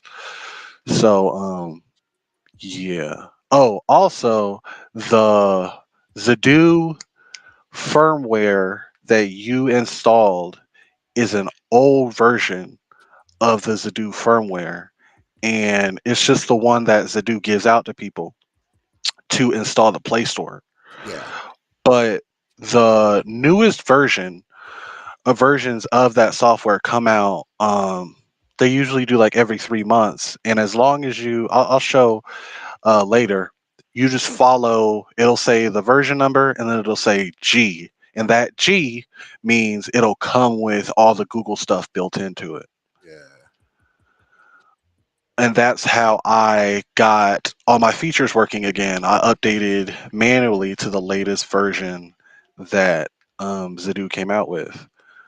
Um, but let's see. So I went over the different names, 4K. Hmm. Blu-ray discs, like if you're just an avid Blu-ray collector, um, almost all the time bonus features will just come on that disc with the movie. So you just back up that one disc and you can go in specifically and access the Blu-ray menu, or you can the Zidoo can go in and you can tell it to access certain files, and it's a lot simpler than backing up two disks at one time. But yeah. Trying to see. Hold. Let me see something. And again, I dropped the link for anybody that want to jump on and have some questions. Um, it is one. Hey Dale, how do you delete duplicate movies on a Zidoo? There's a couple ways you can actually do that with the Zidoo. Honestly, you depending on. I would ask is how do you have? Do you got an external drive hooked up to yours, chef, or are you doing it off your network? Because there's a couple ways you could do it. Um, Brandon, how would you delete a file? Yeah, I'm gonna see if we do the same thing. Well, let me go ahead and purposely mess up the way the Zidoo takes care of my file so I can show you what a duplicate would look like. Yeah. Okay, can you see my screen? Let me do it. There we go. All right, so let me go ahead and access the Zidoo. Yep. Let's go into movies and I'll go into The Incredibles and let's rename this to The Incredibles and let's rename this to the same thing, but we'll just pop this in movies. So we'll just rename this file to the same exact thing and it should give me a duplicate. Mm. The Incredibles, wait for it to rename, and now if I go into OBS, let's see if my capture card is working. Yes, it is. Okay, now if I go here, boom. Let's see. Let me go in here and have home theater, rescan my source. Oh, I forgot to press the menu button. Update. Start scan. All right, it's going to go through all my stuff. All right. It's going to do a lot of stuff in the background. So let's see if it gives me a duplicate. I think what I did should mess it up the way I want it to, but let's see. Did it mess it up? Nope. It did not. So let me try this. Okay. So I don't even think I had a duplicate. yeah, I've had duplicates before, but I automatically just go in and rematch it, and it'll usually do it the way I want it to. Let me do this. Let me see. So I'm taking this Z9X solution, plugging back in because I don't recall. I haven't. I think the one time I did get a duplicate, that was man, that was so long ago. Let me do this. Let me plug the big boy in. You know what? I got it. I think I can. I think I can get this to work. If I make a fake ISO file, so let's say random movie.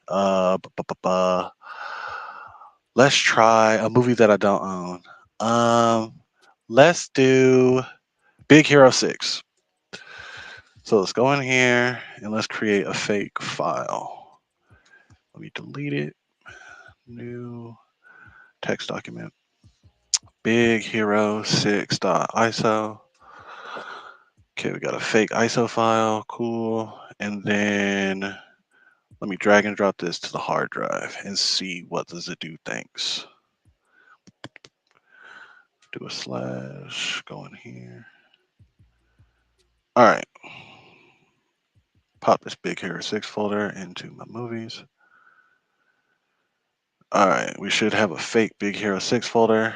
And now we can take this ISO and pop it into the movies. And it should mess up because I've never had this movie on here. So it shouldn't know that these are the same movie. So let me go back into OBS.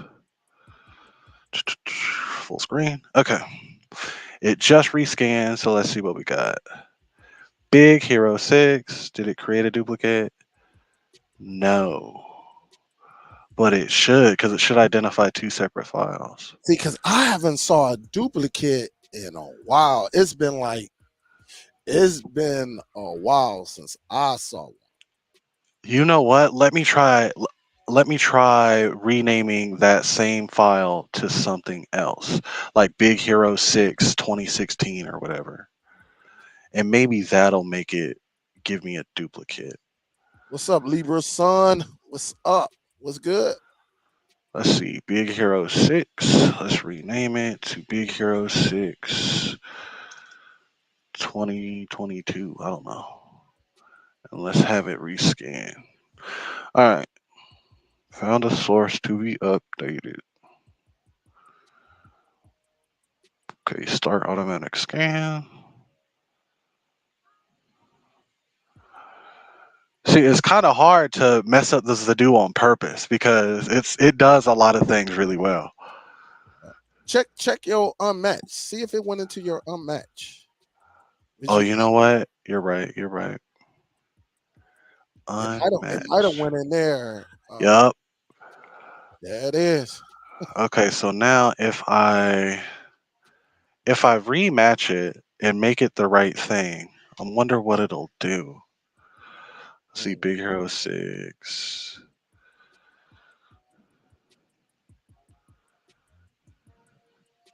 Okay, now let me see if it made a duplicate. right.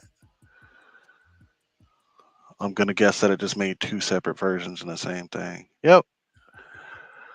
So A and the B. Yeah. if this is the duplicate you're talking about, then the only reason it would produce something like this is if you have two files that you match as the same thing, but you didn't name them correctly. So you didn't put the hashtag and then a certain thing in there. But usually when people say duplicates, they're talking about like they'll see two covers on the same thing. Right. But I don't know if I can reproduce that. For this, if you see this, it would be simple. If you accidentally just put two copies of the same file on your hard drive, just delete one of them. But if you have two separate versions, you would just have to go back in to the hard drive and name them the right thing. So, like I said, Zidoo does not care about folders. The only reason you use folders is so you can categorize it correctly. So let's go ahead and set this to hashtag 4K, and let me set the other one to, let me do hashtag, let's say 8K, even though 8K movies don't really exist yet. So now it should rescan it, give it a second to automatically refresh. Now I go back to Big Hero 6 and it should say 4K and 8K. Hmm. All right. Let me try rescanning again.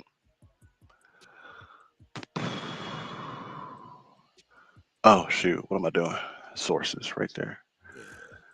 Yeah. Scan. Oh, keep forgetting this menu button. Mm, Update. update. All right. It's going to go through all the stuff. Okay. Let's see if it did it for me. See, I actually like that it's not doing the right thing, just so I can go through the process of how I deal with it, so everyone else can see.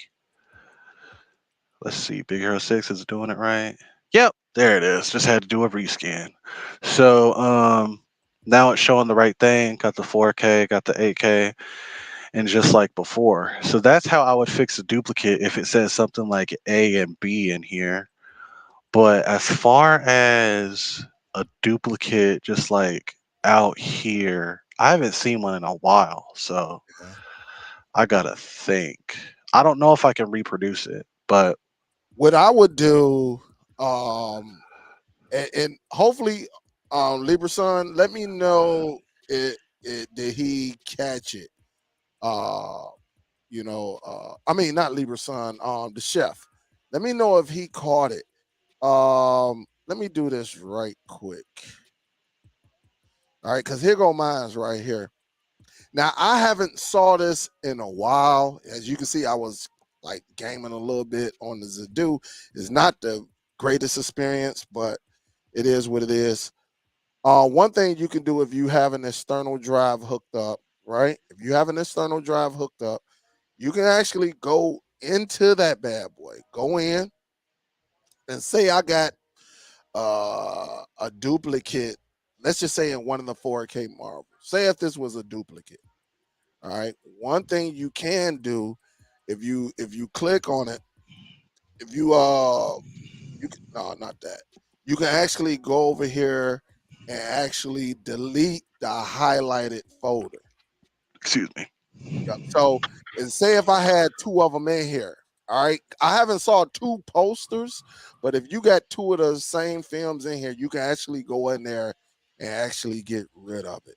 It's very very simple with just doing that. So, again, depending on where you got your whatever your source is, that's why this feature right here, this media center, is very very nice. All right, because with your media center, you kind of see even if something is not right in home theater, you can actually go in the media center and see exactly what's wrong. Maybe you edited it wrong, anything you can go in here and see.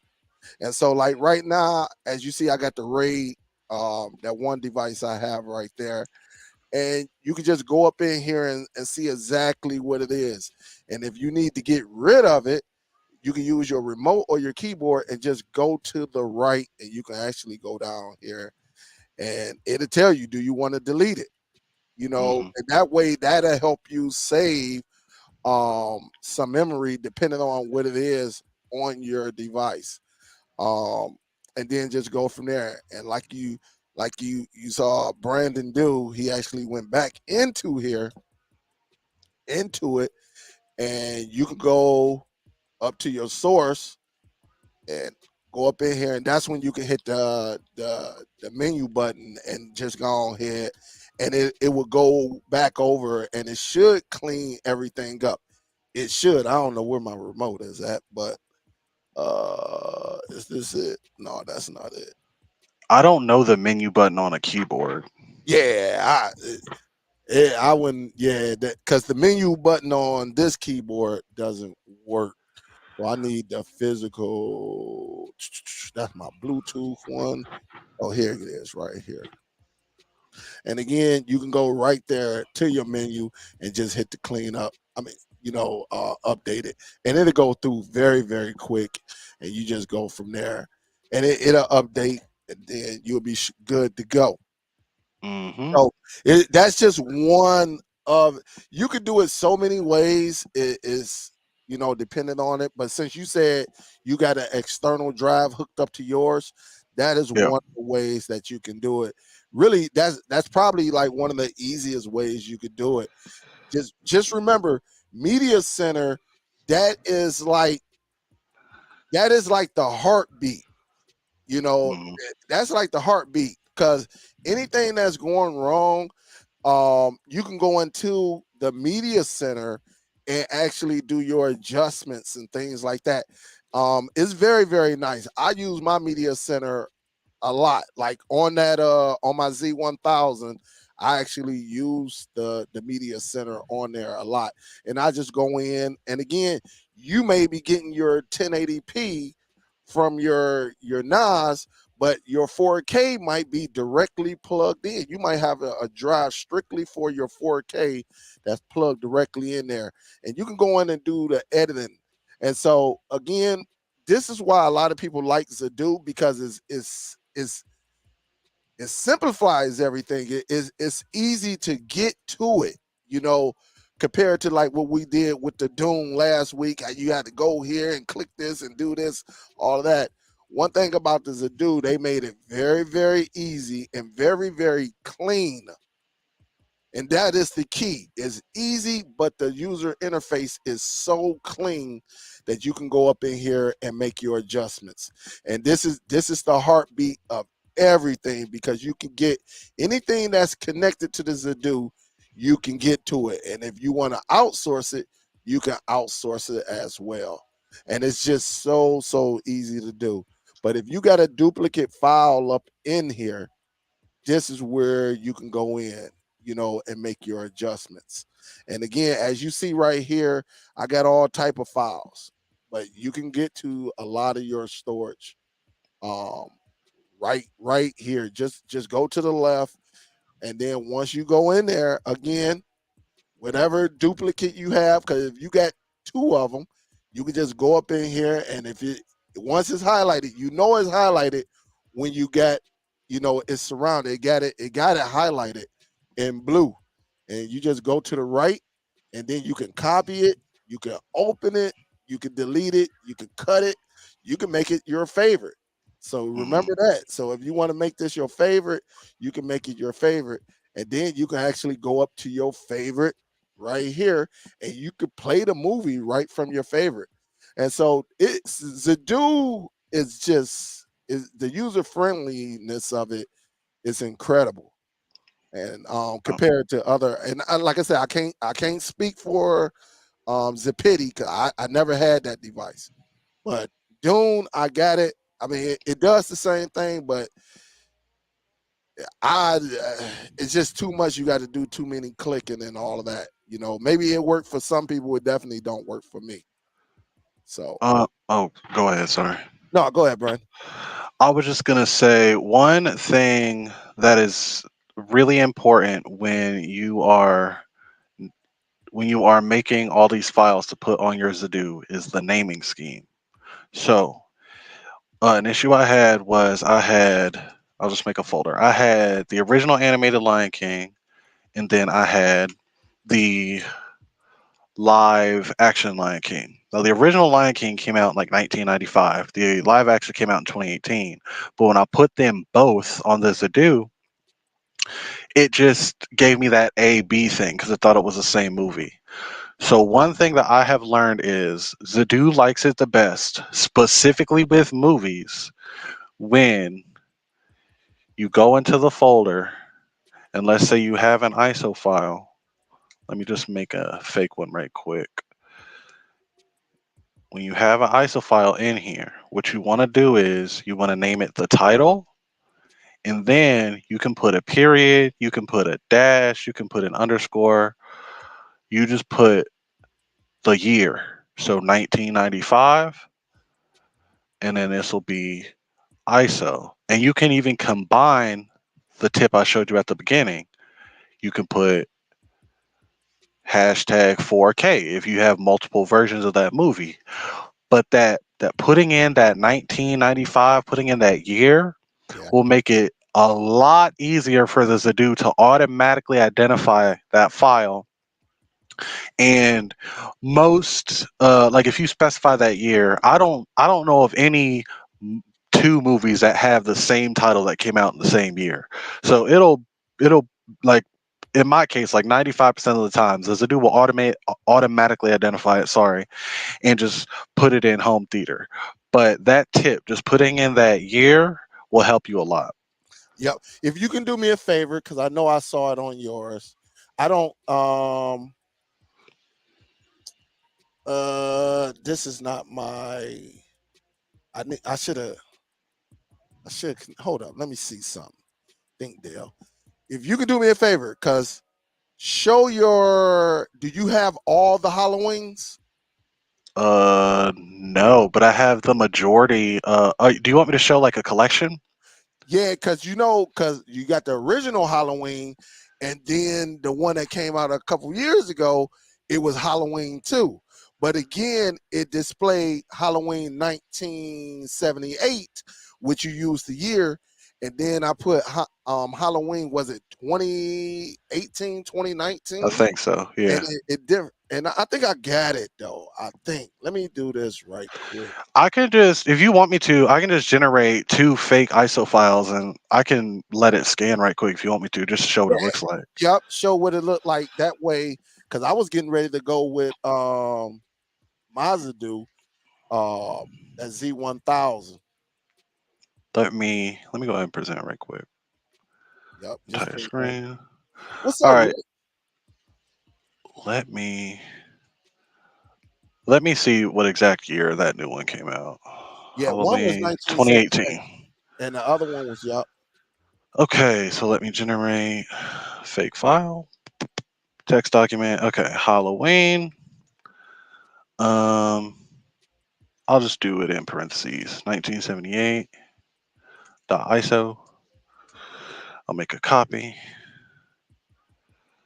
Oh, and that's another program that's really nice that I might show y'all in a minute because it makes transferring files to the Zidoo a lot faster, especially if you're transferring multiple 4Ks. Like just last night, I finished ripping a bunch of the 007 movies, and I think it was like 750 gigabytes. Um, and that took like if I do it just the regular way within Windows, it said it would take like 6 hours. Uh-huh. But the program that I use, completely free and everything, it took like 2 hours, I think. So it's a lot faster and it's a lot easier to use. So if I just go in here, I don't even have to make a folder. I can just go in here, access the Zidoo, put these two files in my movies folder. Let's make sure they're there. Yep. Go back to the Zidoo OBS, full screen projector. All right, here's the remote. It's going to scan them. Wait for it to go ahead and scan and identify. Wait for it to refresh.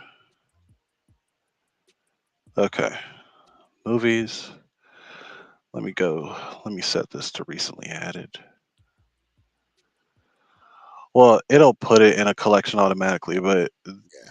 this will just make it like if you let it stay as a collection, it'll just say Halloween. Yeah, they both have the same title, so it'll just show you the year. I don't really like collections. I like to see each individual movie. So I'll go ahead. Oh, this is another tip if you guys don't know. If you don't want your movies to be in a collection, you just hold the OK button and press disband collection, and it'll make them separate. So now the way to differentiate them is the cover. So they're both called the same thing, but they're most likely going to have different covers. And if you want to really differentiate them, you can make them look really different than each other. So you can say change image and make it look like I think that was the original cover. And then boom, now you know that's the new one, that's the older one. And when Okay. you go in, it should give you the year. Like, yeah, it says right there 1978. And you go over here, it should say 2018, just like that. Yep. And so that's something that you can do when some of these films come out, and with the same title and things like that. It's so much easier, so much easier um, to find your content, because a lot of time with some of these movies, uh, yeah, man, like they will come out and like what was this? It's on my screen right now. The Ring. In was it Japan? It was called what? Juon, but Hmm. over here it was called The Ring. Hmm. And some people like that version, and you can actually, yeah, you can set it up that way. Where you can have this copy just like you see on my screen right there. But that movie right Or, there, I think that was The Ring. If or I'm you. if Oh, I'm go not ahead. Sorry. mistaken, Juon was The Ring. Let me I know if I'm think. wrong. Sure, I can check it right quick. Hey, Rich, your audio, your mic is out too. Rich, when you said what's up. I think it was the same thing. But what I was gonna say is, oh, can y'all not hear me? No, I hear you, Oh, Rich. okay. Rich, you don't have no sound, Rich. One thing you could do is use that tip I showed you at the beginning. Like, if you wanted just one cover that says like the ring, what you can do is you can name both files the ring, but then you can put that hashtag. So you can put hashtag American and you can put hashtag Japanese. Okay. And so when you go up in there, it'll give you American version, Japanese version. So that way you don't have two completely separate covers that are super away from each other. But one thing I saw in the chat that Rich asked was how do you find the latest version of the software? And there are two websites that I use.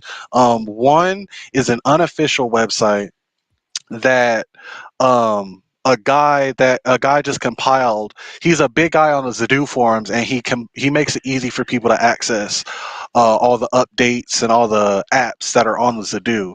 And then the second website I use is the official Zidoo website. Yeah. So I'll go ahead. I'll do the official Zidoo website first. So if you just go to Google and I'm not sharing my screen. Sorry. Let me reshare.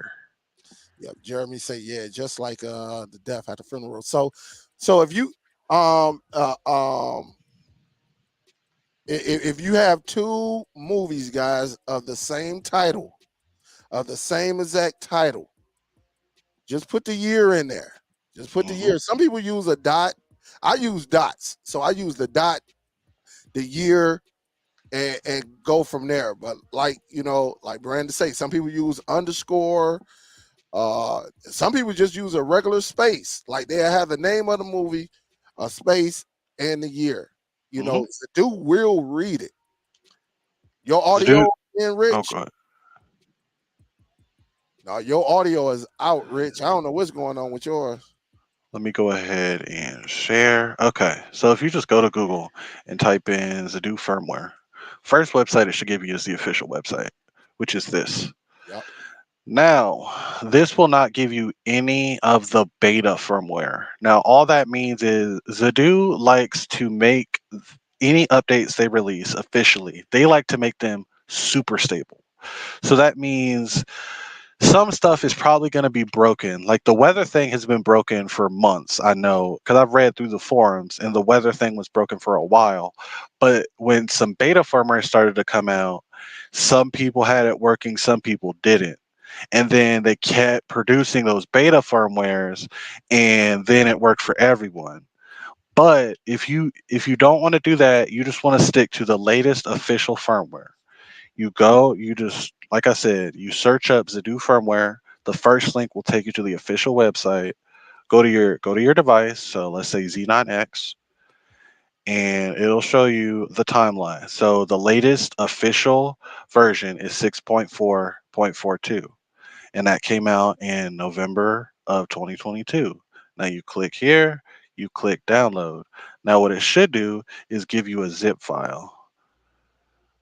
Yeah, zip right here. And all you do, just like Dale showed at the beginning, you pop in a flash drive to your computer, you put the zip file on there, and then go through that whole process, and it'll update for you. Now this right here, you see it does not have a G, so this will not give you the Google Play Store. And one thing that a lot of people don't know that they should is once you go and install a firmware with the G, you can't go back. Yeah. So once you install that firmware, you have to keep finding other updates that have that G, or else you won't be able to update. Now, if you want the newest, like the newest of the new, that has the most fixes, but it also might be a little finicky on certain devices. In my experience, any software that comes officially from Zidoo is usually top tier. It usually works right out the box. It's amazing, and the newest beta firmwares come with the newest versions of everything. So if you want the official source for that, you would go you go back to Google, you would look up Zidoo Forum. And the first website right here, Zidoo Forum, you click there, and then you're going to see right here products. It says HDD media player and then RTD. Now, the way you'll know what it is if you go to the official Zidoo website and you go to products, and let's go to Z9X. It'll show you the processor it has is the RTD 1619DR. So you go back here, 1619DR. And if you hover over it, it tells you this is for the Z9X, Z10 Pro, Z1000, UHD 3000. Yeah. Click here, And right here, beta version v6.4.62 for Z9X, blah, blah, blah, blah, blah. And when you click here, it'll tell you everything that's changed. So since the very last version, they fixed Dolby Vision, they fixed movie player stuff, they fixed episode numbers of TV series, and one really important one, you see this says since V6.4.42. So this is since the official version that we just looked at. And it should say they fixed trailers and they fixed weather somewhere in here. So let's see. Let's Go see. to the Let's trailer see. right there. Local There it trailer. is. Modified YouTube trailer failure issue. So home theater actually gets your trailers directly from YouTube. And before these updates, YouTube wouldn't let the Zidoo get it, but now it's working. And now the weather thing should be in here. Oh no, you know what? The weather thing wasn't in here. I remember that. But it just started working. So the download link for this is usually at the bottom. And you see right here, Z9X. This is the regular version. This is the G version. If you have Google Play, like you just did at the beginning of this live, you're going to want that G version because this version will no longer work. And make sure you follow this. Z9X is only for Z9X. Yep. Z10 Pro is only for Z10 Pro. Now, if you use the wrong file, the Zidoo should identify it and give you an error message. But Yep. just in case, make sure you use the right file. So this is the official thing. And like I said, it's just a zip file. So just like at the beginning, put it on a USB drive, go in there, go to update, USB update, select this file. Now, this is a little complex to look at because you have to go to a specific post and like, okay, what if this is buried under all this other stuff? Like what are all these people talking about? The unofficial website I was talking about that I do trust, but just in case you want to use the official one, like I showed you, is Yeah. called mcbluna.net. Yep. I know Now, about that. this guy right here is one of the first people. He is how I learned how to do that dark home screen on the Z9X. He's one of the first people that made an app to make that happen. So what you're going to want to do if you want the software for your specific device, you're going to hover over Zidoo, go to Zidoo model overview. Now, they have every Zidoo model that's ever come out. The X8 was the very first Zidoo model that ever came out. The Neo Alpha is the newest Zidoo model. So we have the Z9X. Now, we want to download a firmware. So we're going to go to firmware download. Now, we scroll down. You can skip through all this. At the very top, we have the oldest firmware. This is the very first firmware that ever came out for the Z9X, and you can tell it's old because the build date. All that means is this version came out August 7th, 2020. We don't want that super old version. We want the newest. So we're going to scroll all the way to the bottom, and we're going to find the newest version, which is V6.4.62G. Remember that G. That G is important. Now, he offers the official download link. So this comes straight from Zidoo. It downloads directly from their servers. But since Zidoo is based in China, a lot of the time, especially with people that live in the US, it's really slow because you're downloading across the world. So now we have this alternative download. And what this downloads from is Microsoft servers. And Microsoft is based in Redmond, Washington, and they have really fast servers. So it'll be quick. So we click here, it'll open a new tab to download, wait for it to load. And as you can see at the website, it's downloading from one DRV. And all that stands for is OneDrive, which is Microsoft's official storage platform. Now, if we click on the official Zidoo link, it should tell us that it's downloading directly from, here it is, apidl.zidoo.tv. So these are official files that come directly from Zidoo. This website just makes it a lot easier to access them because the second one of these comes out on that forum, you won't have to search through that forum. You go to mcbluna.net, like I showed you. At the top, where it says Zidoo, I'll show you again. We'll go to a different one. hover over Zidoo, model overview. We'll go to the let's go to the top of the line. UHD 3000 firmware download. Scroll all the way to the bottom, and boom. Pay attention to that G. Download directly from Zidoo right here. Download from Microsoft right here. And like again, this is just a regular zip file. Pop it on a USB drive. Do the steps at the beginning, and they also have the exact same uh, change log, sorry, that they have on the official Zidoo website. So it's easy to download. It's easy to look at what changed, and he also gives you access to each individual APK, so each individual app that is within that update. So if you just wanted to update the weather app, you can download just the weather app if that's all you want. If you wanted to download just the updated music player, you can download just that. Just Home Theater 4.0, you can do just that if you don't want to update the entire thing. Now, it's recommended to do the complete update just so everything stays updated. But it's nice to have options just in case you just want to download one little file and update just one thing.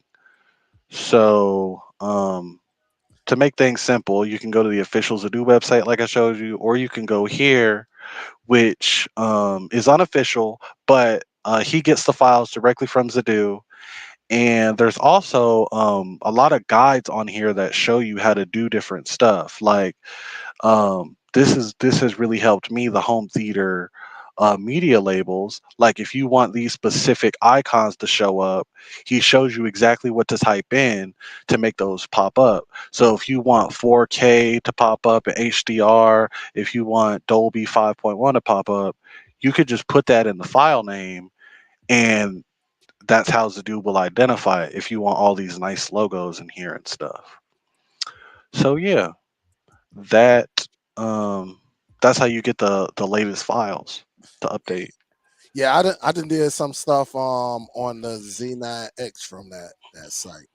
So it was yeah, I do like that site. I go to it every now and then, every now and then. He it's pretty decent, and he that person that runs that also created a software, a program to let you go into Home Theater 4.0 and edit every single little thing in a really simple way.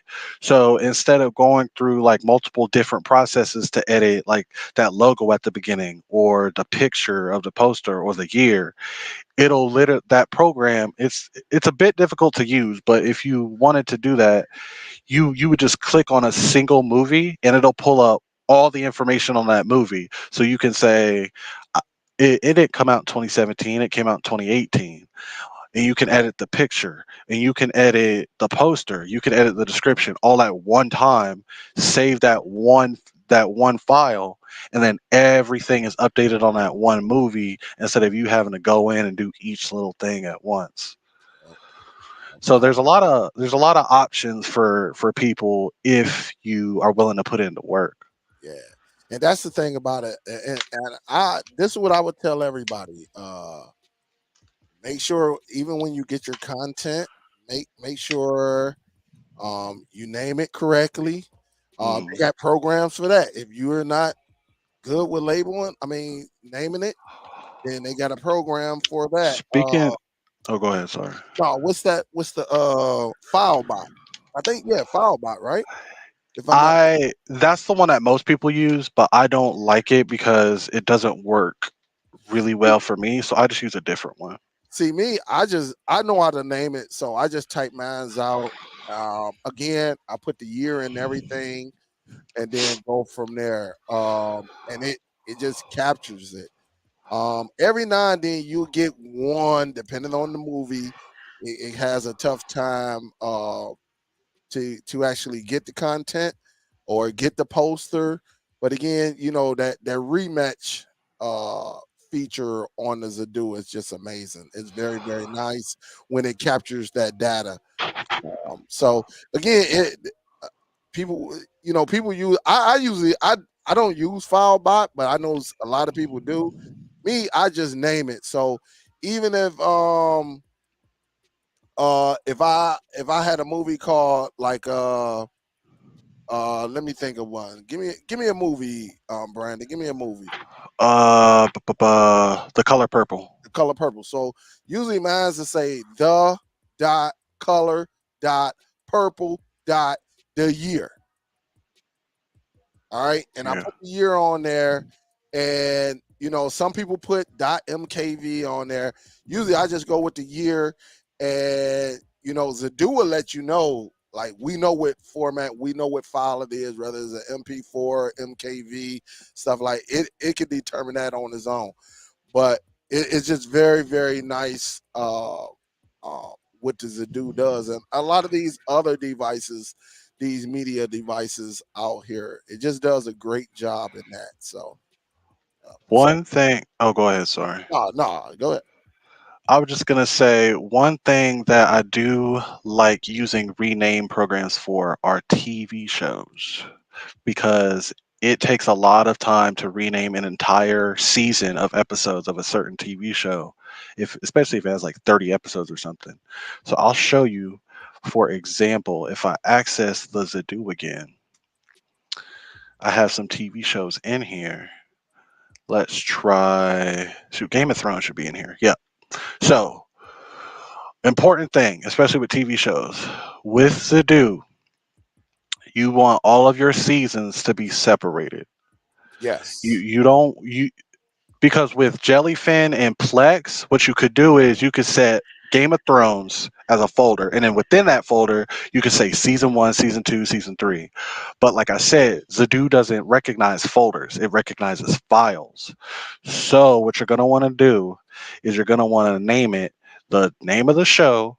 I usually put a period, but you could put a dash, underscore, whatever, and then you'll put season, and then you can put 0 1.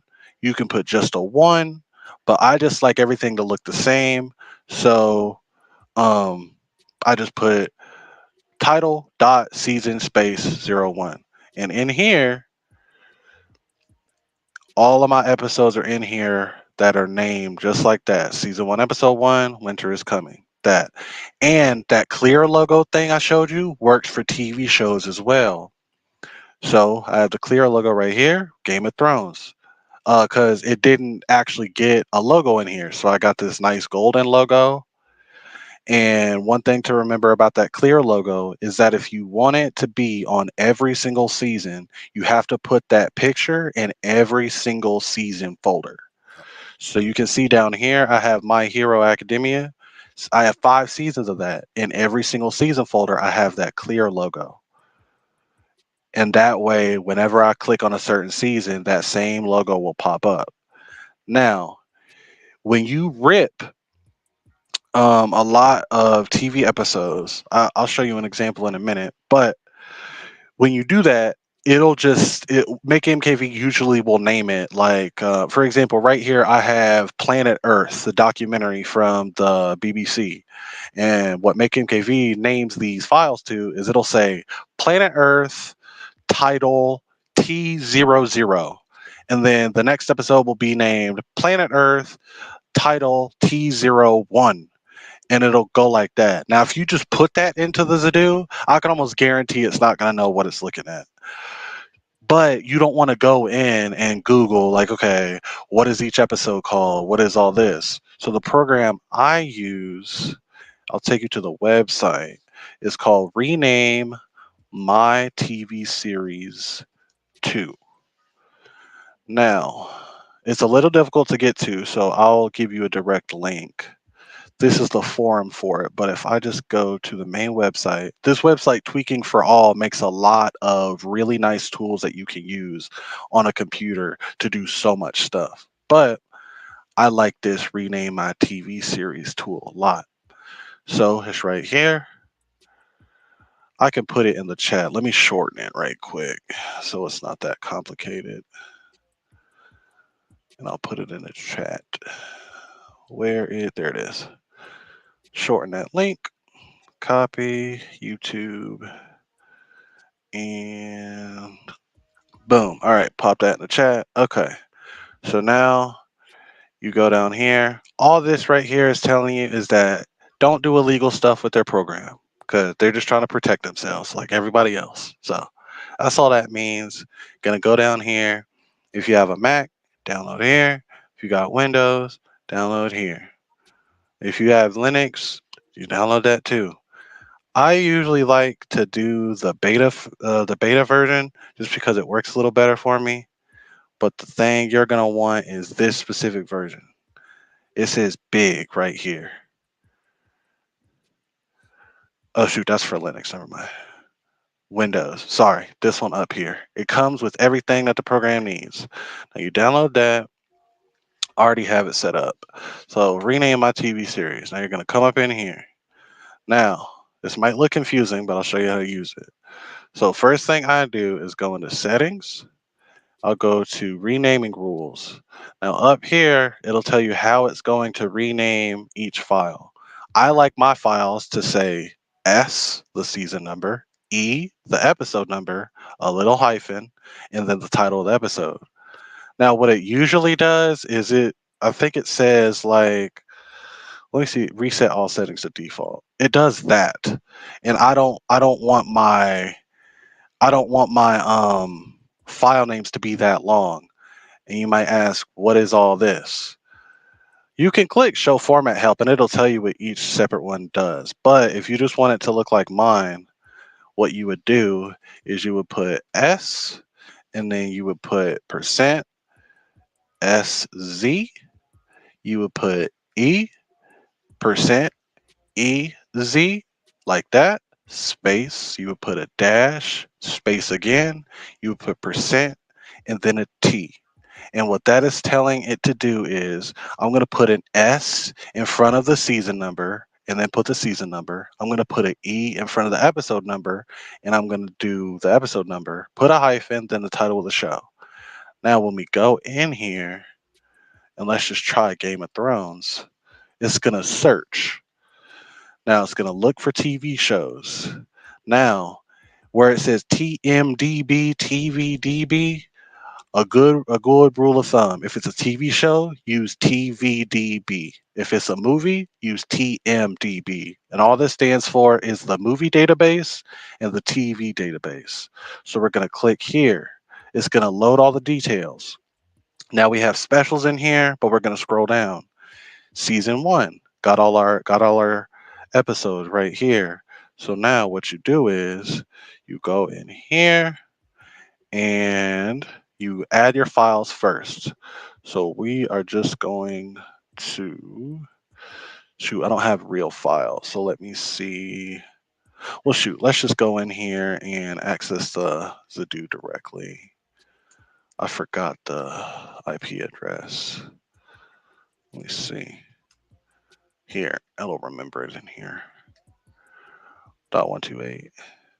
Yeah, that's it. Okay, share TV shows. Game of Thrones. We take all these episodes that it ripped. Now, it won't be nice and pretty like this, but I've already named them. So you're going to click open. It's going to process all those episodes. And you're going to see those files over here. Now we're going to select those same episodes from this list.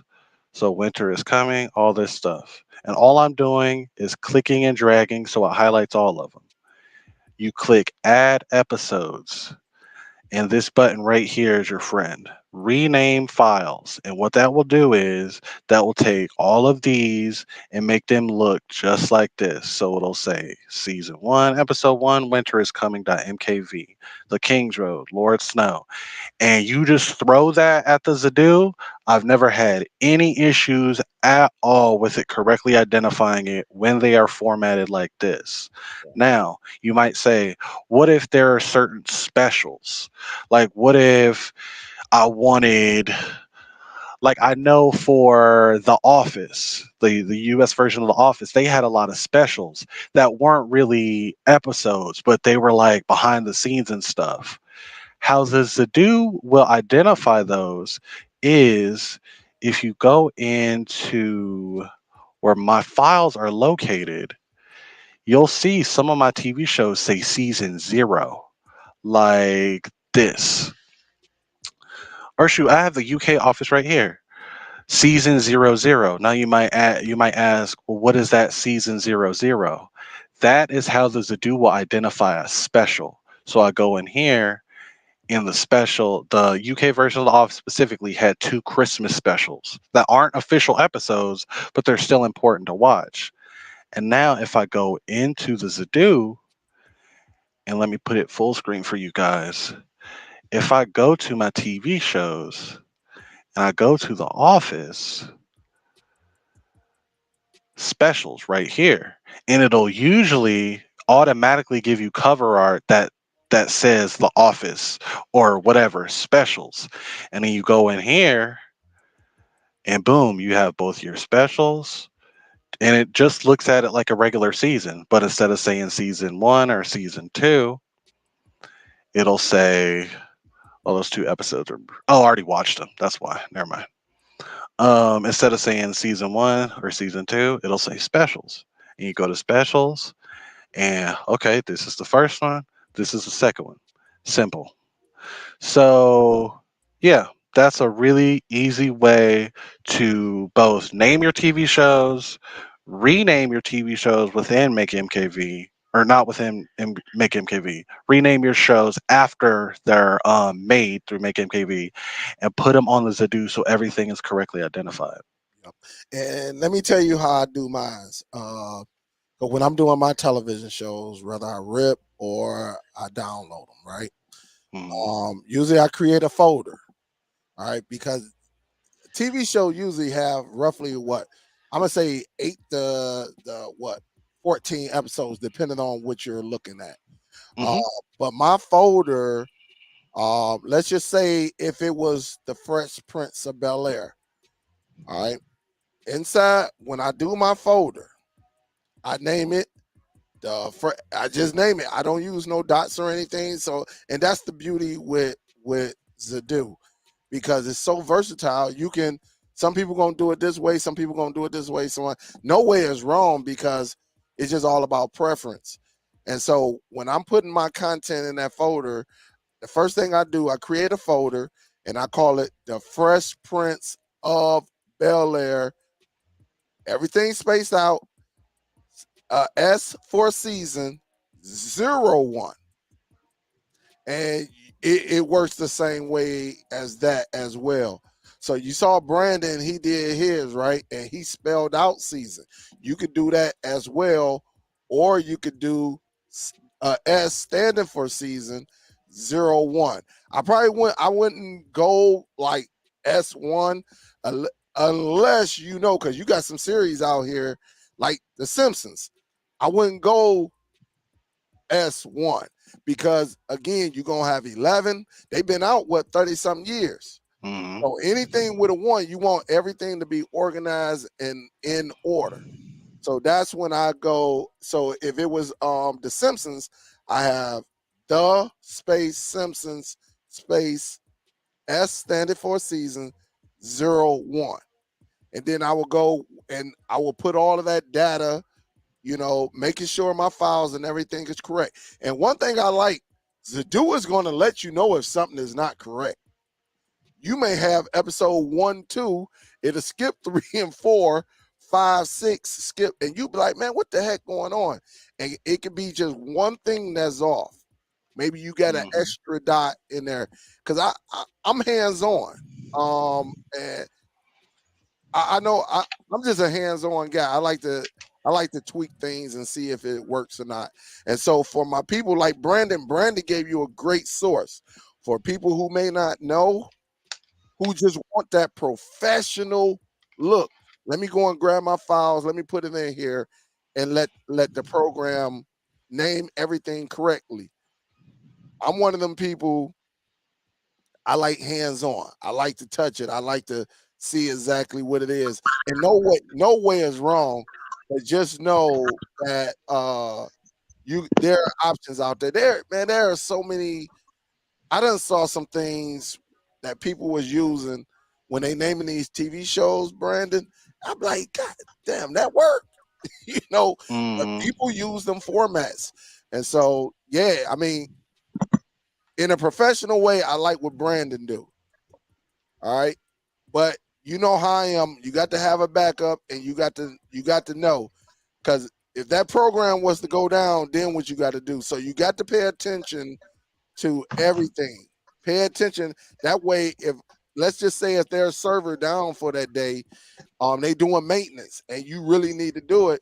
You need to pay attention on how they're formatting, so you can do it manually as well. And we done saw that, Brandon, like with different programs and websites. When they go down for a couple hours, you really need it. Just pay Hmm. attention to how that programming is doing it. Because again, I saw people using FileBot. I was like, shoot, I can do that. I just type it in and be done with it. Um, and so usually I'm just hands on. But usually when I get my TV shows, it comes out correctly and everything. But it's just nice to have both, like Brandon way, and then the backup way would be your mind, because you see it, you saw it so many times. So if a site is down, you can manually do it as well. It might take you a little longer, Hmm. but you can at least you got the format stuck in your brain where the wheels are going to continue to turn. You not stuck. So And oh, go ahead. Sorry. it's just a nice thing to just pay attention to these programs and how they reserve and preserve your content, and then just remember it, and that way you can just go, just in case anything is messed up or your internet is messed up, right? Hmm. And you can't get on there, and at least you can remember how to label it's a great tool to have, and write it down. That's what you got notepads for. Sometimes, listen, back in the day, we used to, man, back when we first started getting real deep into this, I found a notebook that I had from had to be like 2015, 2016, where I used to just jot everything down. I had a whiteboard. I got a whiteboard that's over there where I used to write everything down. And so as I'm setting everything up, I just go back and just make sure I'm good and be like, okay, and get it going. So always have a backup behind the backup. That way, if something go down, guys, you already know how we are. And I'm quite sure Brandon got a backup. Let's just say that program go down. Brandon gonna go to the next one. I already know. But just have a backup behind the backup. Someone asked Are, if are you you guys use hearing me the. now? I can hear you. Yeah, I Okay, can. good, good, good. Yeah, I want. Um, Was oh, you go looking ahead. at this one, Brandon? If you use Google Play Update Download, will that delete the other apps? It Um, shouldn't That that I know about. If you're just performing an update, it shouldn't. I don't think the Zidoo erases anything, but just to make sure, it's always good to have a backup, of course, just in case. Um, but a thing I wanted to talk about was that program that I used. It doesn't use its own servers. It accesses, like I said, when it said TVDB, this is the website that it's accessing, yeah. the tvdatabase.com. And if that program ever went down, this is a way that you can still have access to what everything is called. So if I wanted to look up Game of Thrones, and let's say I just ripped season two, Mhm. I go to season two, and this website is so smart that I'll go to a different series and show you. But this one, it shows you exactly the date they aired, how long they are, and everything. And the thing that I think is so smart about this is up here, it'll tell you the aired order, which means what order they aired in on TV when they first came out, and then DVD order. Now, usually these two orders are exactly the same, but there are some TV shows where they'll change how the episodes are ordered on the DVD or the Blu-ray because they think it flows better. They think the audience would prefer that version. So, you can decide what you want to do. You can decide if you want to follow how they aired, or how they are on the Blu-ray. And for movies, you can go to the movie database, Yup. and it has every movie that I wouldn't say ever come out, but it has pretty much every movie I've ever seen. So, like Megan, for example, that movie came out a few weeks ago now. Oh, Megan 2.0 is coming out in 2025. I didn't know that, but Yeah, cool. I knew that. I knew that. They said it was because it done so well at the theaters. Even have you saw that movie? No, I haven't seen it yet, but Oh, I have it okay. on Blu-ray. Yeah, I ain't gonna tell you about it then because well, just know you knew it was gonna be a part two. But it did so well at the theaters that they said they were going to make a part two.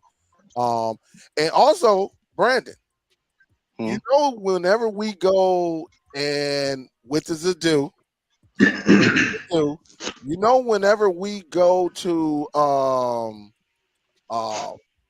rematch our files, our Hmm. posters, what do they use?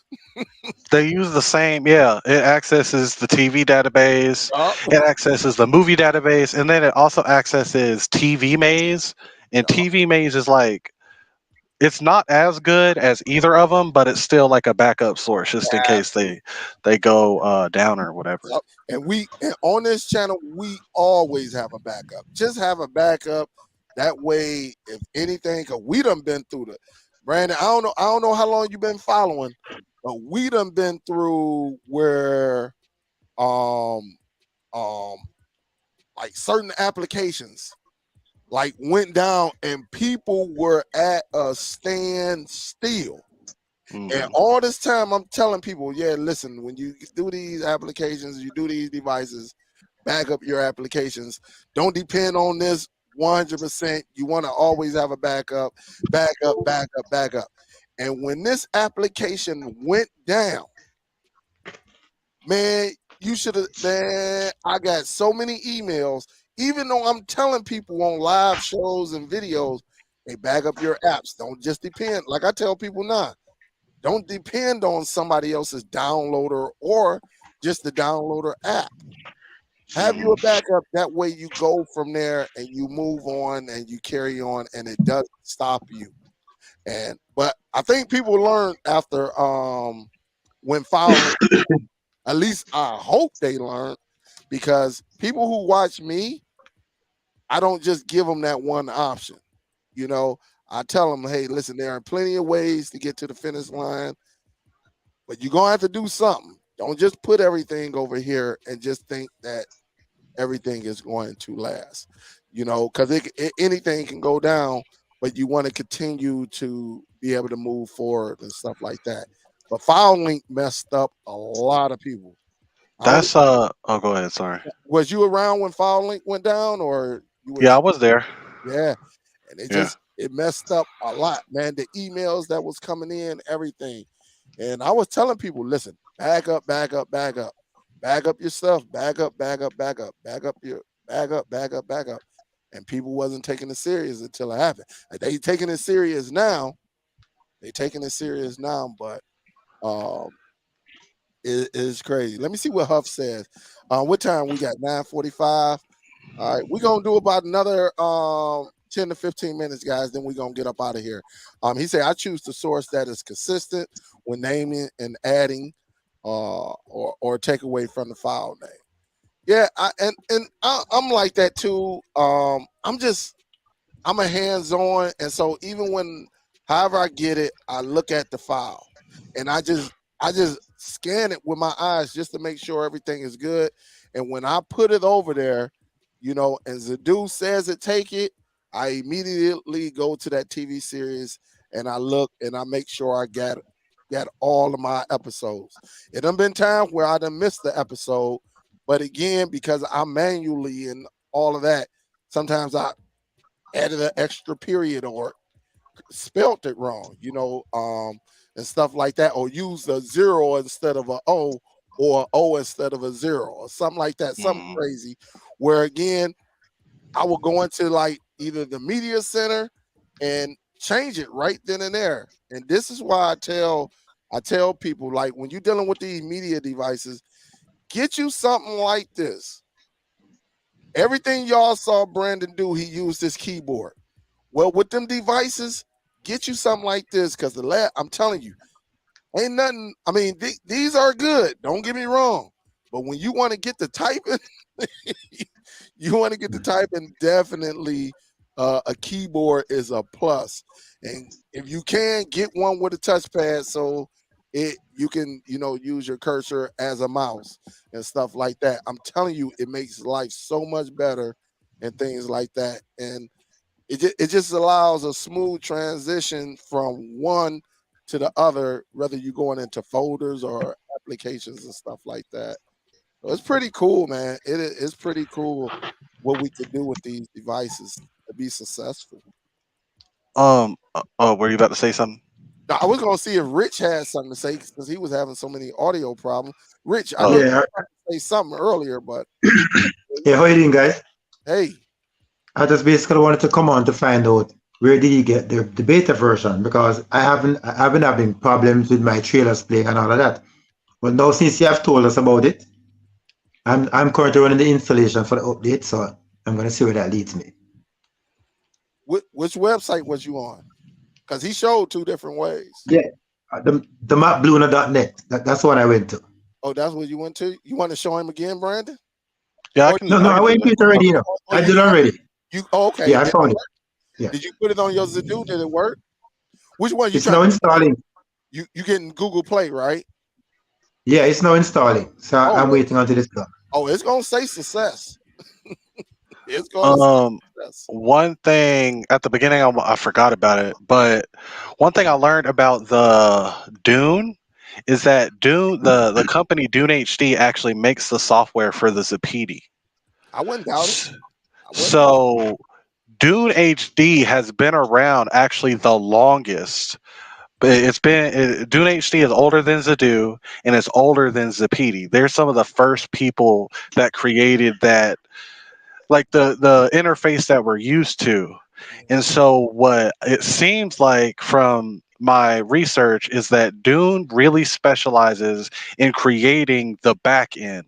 So how different software processes like different file names and stuff like that.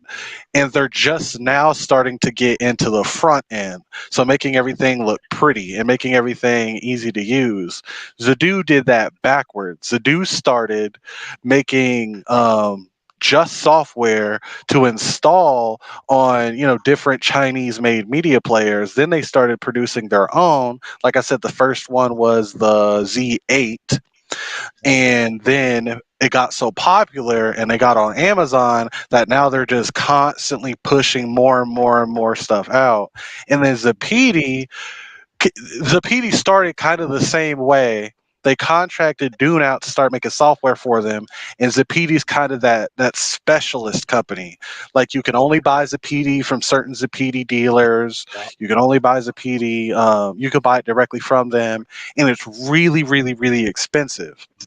But Zapedi says that they have the best matching algorithms and stuff like that. Now, don't I personally don't enjoy the thought of the Zapedi because one thing that a lot of people don't know is every time you go into like the home theater app within the Zapedi, you actually have to have an account and you actually have to always be connected to the internet for that app to open. And so that always kind of bothers me because that means you can't access your own data without relying on the company. Yeah. When like the Zidoo, you can completely disconnect the Zidoo from any internet at all, plug it up, and you'll be able to play your movies just fine. You won't be able to match anything because it's not going to be able to access the internet, but you can still access all of your data. Yeah. But on the Zapedi, you literally can't. Like it'll just fail. It won't let you log in, and you have no access to your data on that device. Yeah. And you know what? Just to give a little history on that, a lot of companies do that, right? Um, if you take Samsung and Apple, Samsung was what was they in the cameras or what was they doing for Apple? Well, Um, the first iPhone had a Samsung CPU, had yup, Samsung RAM, it had a Samsung screen, yup, um, and like the overall motherboard was created all by Samsung. And and then Apple started to design their own stuff, and they were sending the designs to Samsung. So Samsung kept producing them. yup, And then eventually Apple found a Chinese company called, or it's not Chinese, it's Taiwanese. It's called TSMC, which produces currently all of the Apple chips in everything they make. Some of the MediaTek chips in like the cheaper smartphones. And the only really big competitor to TSMC is Samsung, because Samsung to this day still makes their own chips. So every Samsung phone will either have a Samsung processor or a Qualcomm processor, because Qualcomm is basically they make all the processors for American phones. And a lot of people don't know Samsung makes the chips for Google phones. They make some of the chips for TCL phones. Um, Pretty much every Samsung phone outside of America, Samsung is really doing it. But the iPhone is the most popular smartphone in America, so TSMC is competing really well with Samsung, which is why, like behind the scenes, they're actually working together to constantly improve their technology. Which yeah, is why we're constantly seeing smaller and smaller MacBooks and Apple TVs, but we're also seeing more and more powerful Samsung devices. So yup, they're competing like a lot because they're opposing teams, but they're also on the back end helping each other, sharing supplies and factories and stuff like that to keep progressing the technology that we use. yup. And that's why I tried to. I want to discuss that. Yeah, because even though you got two different companies that making these devices that are very doing very similar. Um, that was the same way with Samsung, and Samsung said, "Hold up, shoot, we hooking y'all up. Shoot, we can pretty much do this on our own." So that was the big old lawsuit that went on some years ago because Samsung realized, like, hold up, I think we can do this as well, just like you say, Dune, and then Zidoo, like, hold up, we can we you doing your thing, shoot, we can do our thing too, using Mhm. some very similar technology. So that's why I brought that up. Because you do have a lot of companies like that work together behind the scene, that actually, they competitors, but they do work together behind the scenes. Like, if I'm not mistaken, I think what by uh 2030, every major car manufacturer must produce electric vehicles. Mhm. It has, if you want to operate in the United States, you got to have, electric vehicles. Um, you think they're not working behind the scenes together just so they can meet that deadline? I'm quite sure, and is it competition? Absolutely. But they definitely use resources and things like that. So Eh, it's oh, a go ahead. Sorry. no, it's good. I'm good. I was just gonna say, like Apple's whole business is, well, right now is the iPhone and like MacBooks and stuff. But Samsung's business is everything that they produce, like TVs, refrigerators, air conditioning systems, vacuum cleaners, phones. Like Samsung makes nearly every product that you can think of, and they're like that's their lifeline. They have their hands in a lot of buckets, and they do their work really well. Like some of the best TVs that have ever come out are by Samsung, and a lot of people don't know a lot of the panels that are in these TVs from TCL, LG, Hisense, Sony. Some of them are made by Samsung. And a lot of other screens are made by LG. LG and Samsung make 100% of all of the OLED screens that go into TVs in the world today. It's two companies that make millions upon millions of panels that they sell to different manufacturers. So it's really interesting to look like behind the scenes how everything works, and like just because something is branded LG or branded Apple or whatever doesn't mean that everything in that one device is made only by that one company with no help from other people. Yup. So yeah. Yup. So, oh man. Right there? Huh? Yeah, just to let you and Brandon know, before you go any further, it worked. So my trailers are now working. Everything is now going good. You say everything going good? Yeah. Yeah. Because before my trailers weren't playing, Yup. and there's some episodes on Check, a TV check show that your wasn't weather. showing up, and now it's working fine. Check your weather. Put your But weather. no, I'll have to go back to the other interface because I'm on the new interface. Oh, you on the new? Okay. Okay. Yeah. I'll go back to the old. I'll go back to the old interface for a while and look at it. Yeah. Yeah. Your weather should work though. Your weather should work. Yeah. Yep. But anything y'all need to ask before we get up out of here? Cause a brother is starving. Y'all know how it is. I come from work and a brother a brother be hungry. Yeah, Anything, weather is working too. y'all. Yeah, So weather is working. anything you need, any questions before we get up out of here? And again, if y'all have some small groups that you're all in, share it. Cause I'm the last two lives I go into the analytics and a couple of y'all, I think one week I had like 3 or 4 people share, and then on the last one it showed that 2 people shared this video. And that's cool as well.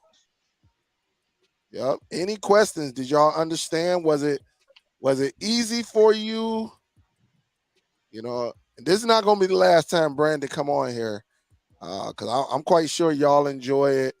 You know, just learning new things. That's what I'm about. I listen. I can roll the old way all day, but I do love learning new ideas and things like that. I love it. I love it. Any questions? You got any questions for him, Rich? No, not really. I'm good, man. I'm just enjoying the new thing now. Yeah, yeah. Hopefully everybody Thanks, got Brandon. Hmm. Hopefully everybody Thank you. got that Google Play. Also throw Aptoid on there as well. You can use either or, but I do understand why some people want the Play Store on there because it's some things that you can use in the background. You know that you may use. Um, Again, if you're using the Zidoo, make it as powerful as you can. I know you got some free apps, but you might, if you want to enjoy that experience, um, get you a premium IPTV application, something that these guys continuously update. They're monitoring. They're working behind the scenes. That's why it's premium compared to just throwing an application out there. Not to say that, because even them free applications get updated every now and then, but you know that premium, usually they stand behind it and uh they're and they get it going. I use IM Player. Some of y'all may use TV Mate and others. With IM Player, you can actually use this to your benefit. You know where and listen, I haven't used IM Player in like 4 years. Went back in my email again, haven't used it. Went back in my email. I'm like, oh shoot, let me see if this still active.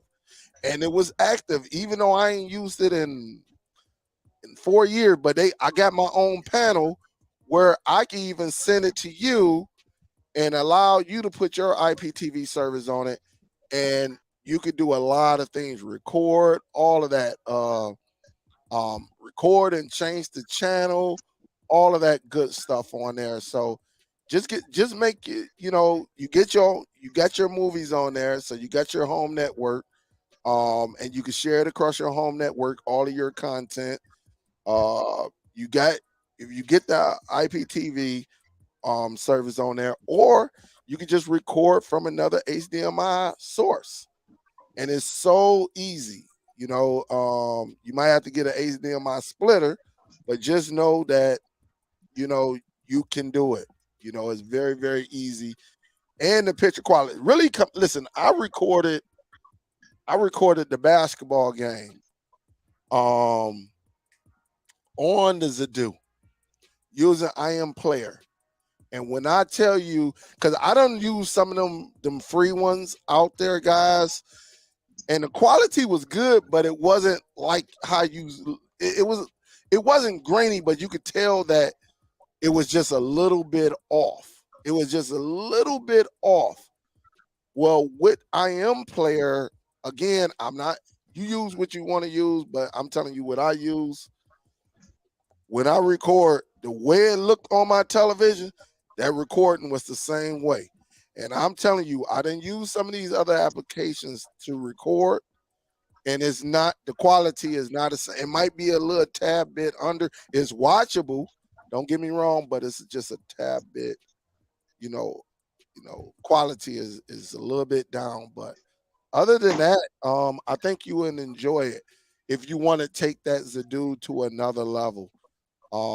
Definitely get you a premium. That way, everything just runs smooth, and I guaranteed it. To me, I think the Zidoo is the best all-in-one overall device. That's just my opinion. It could be The thing some. I don't like, Huh? sorry, the thing I don't like about the Zapit is that you have to have an account to use certain services on it.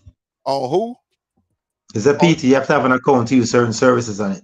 yeah. See, yeah, he mentioned that earlier. Yep, he mentioned Yeah. that. And it's crazy.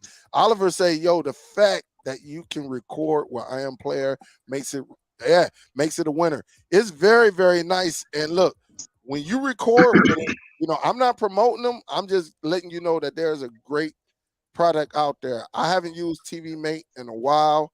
Um, it is what it is. Can Um, you can you do a, can you do a comparison, though, Dell? can I do who? A comparison between TV Mate and I'm Player. I mean, I'm quite sure you can put them both on there. Yeah. Yeah, no, I was asking if you can do a comparison, a video about it. Oh, comparison. I don't use TV Mate. Oh, okay. Yeah, I don't. I mean, you know what? I got a version. I think I got a TV Mate. It was solid and everything. But I haven't used it in so long. And I think it's just gonna be. I think both of them are great. Both of them give you the picture in picture and all of that. It's just gonna come down to personal preference. But you know what? Okay. You raised a great point. Maybe I can get like LJ or the Real on here to give you some of the qualities of TV Mate, and then I can give you the qualities, because of course we can't like show it because it's going to what. Yeah. Or probably we could do it on beyond the streaming lines. Yeah. So I will go with that. I would say we can sit back and say what it does, um and if I'm not mistaken, I know with I am Player you could bring your Plex. For people who got Plex, you could bring your Plex, and that could be your all-in-one.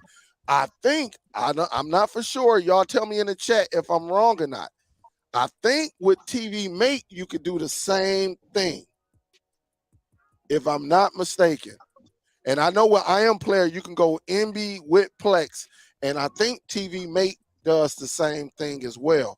And if you really pay attention to this, guys, a lot of the IPTV boxes actually use these same applications, but just have a different name. Yeah. Very, very, very similar.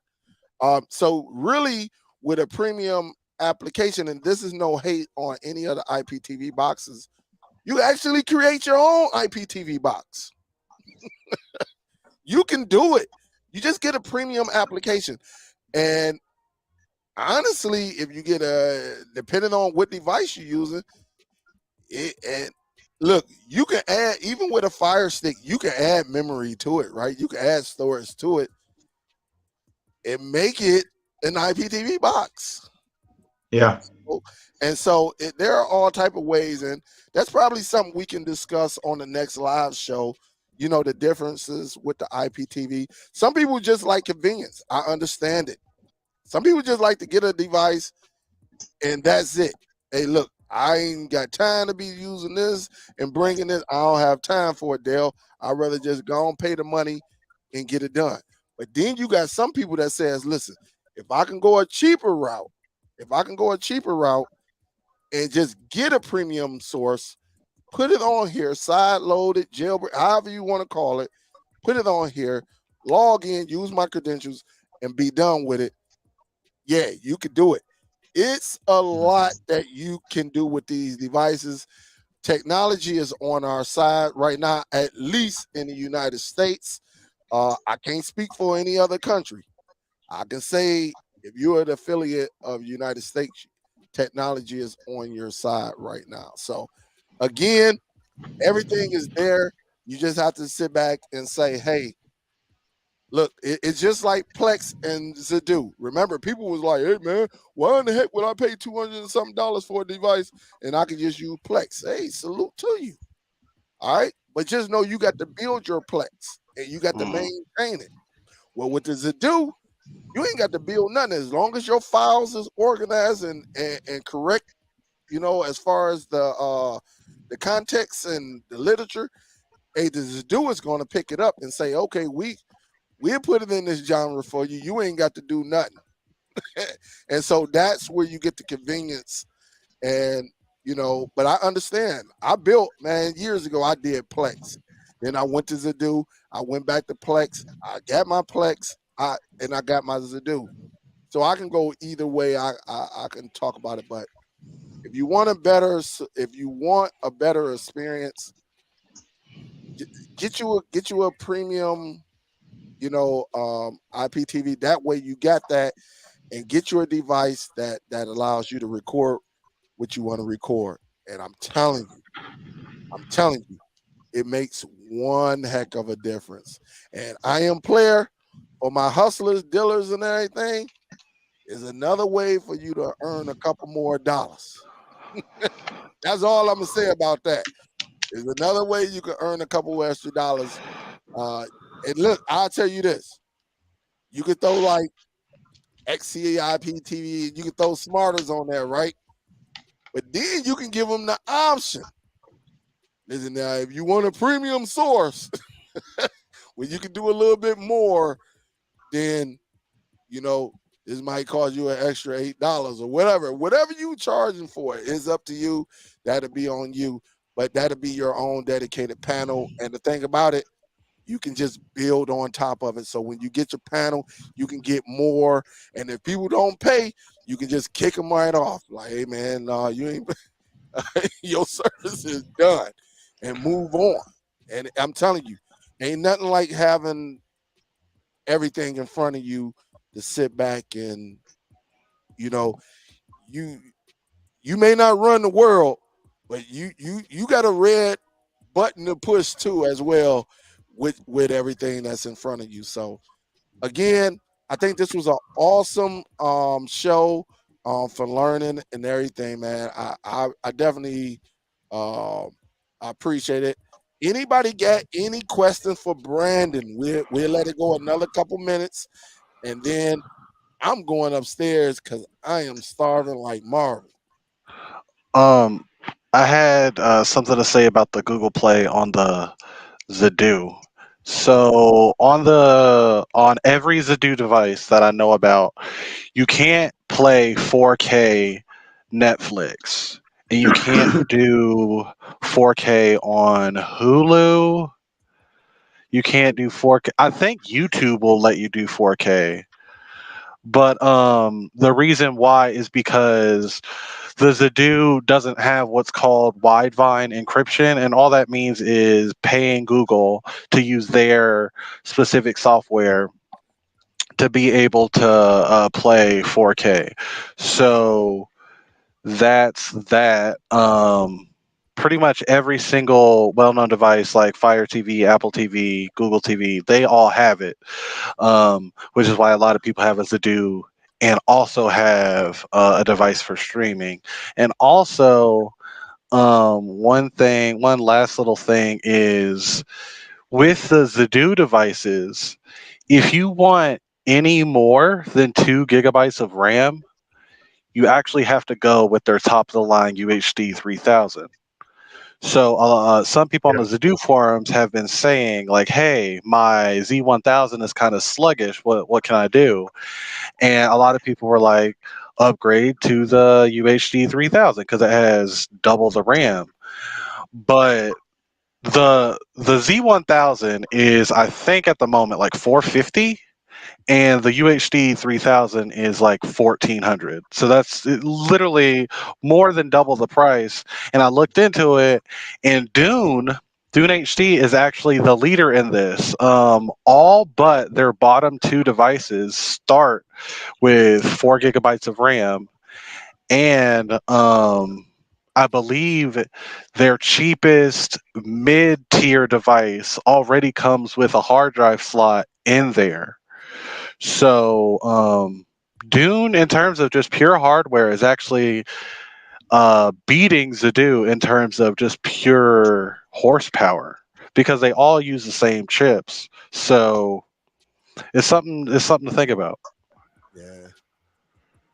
Well, I won't be using Doom. And look, if you want to be honest, I would not get the Zidoo to watch Netflix. Right? I think when you get a Zidoo, you really need to start your own and then go from there. Uh, so definitely, and I said this months ago. I say if you gonna get the Zidoo and you going trying to watch some 4K Netflix, you missing the boat. Go ahead, start your own Netflix with these devices, even with the Dune and all that. You got that device for a reason. Because if you don't want to build it and you just need 4K Netflix, there are cheaper devices out there. And don't waste your resources on a Zidoo to go with 4K. So yeah, he's absolutely right. You're not getting no 4K. Anything, no Amazon Prime, no nothing. But just build your own Netflix, and that's what these devices are for. So definitely, because how much is that more expensive one? What is it? 12, Are you 12, talking 14, about the? 1400. Yeah, huh? it's about. Go ahead. Around Sorry. 1400. 1400. Yeah, Yep. Yeah. yeah. I mean, don't get me wrong, it's probably the most powerful, one of the powerful devices. But to watch 4K content when you can get your own, and even in this show today, Brandon gave you an excellent way how you can get your 4K.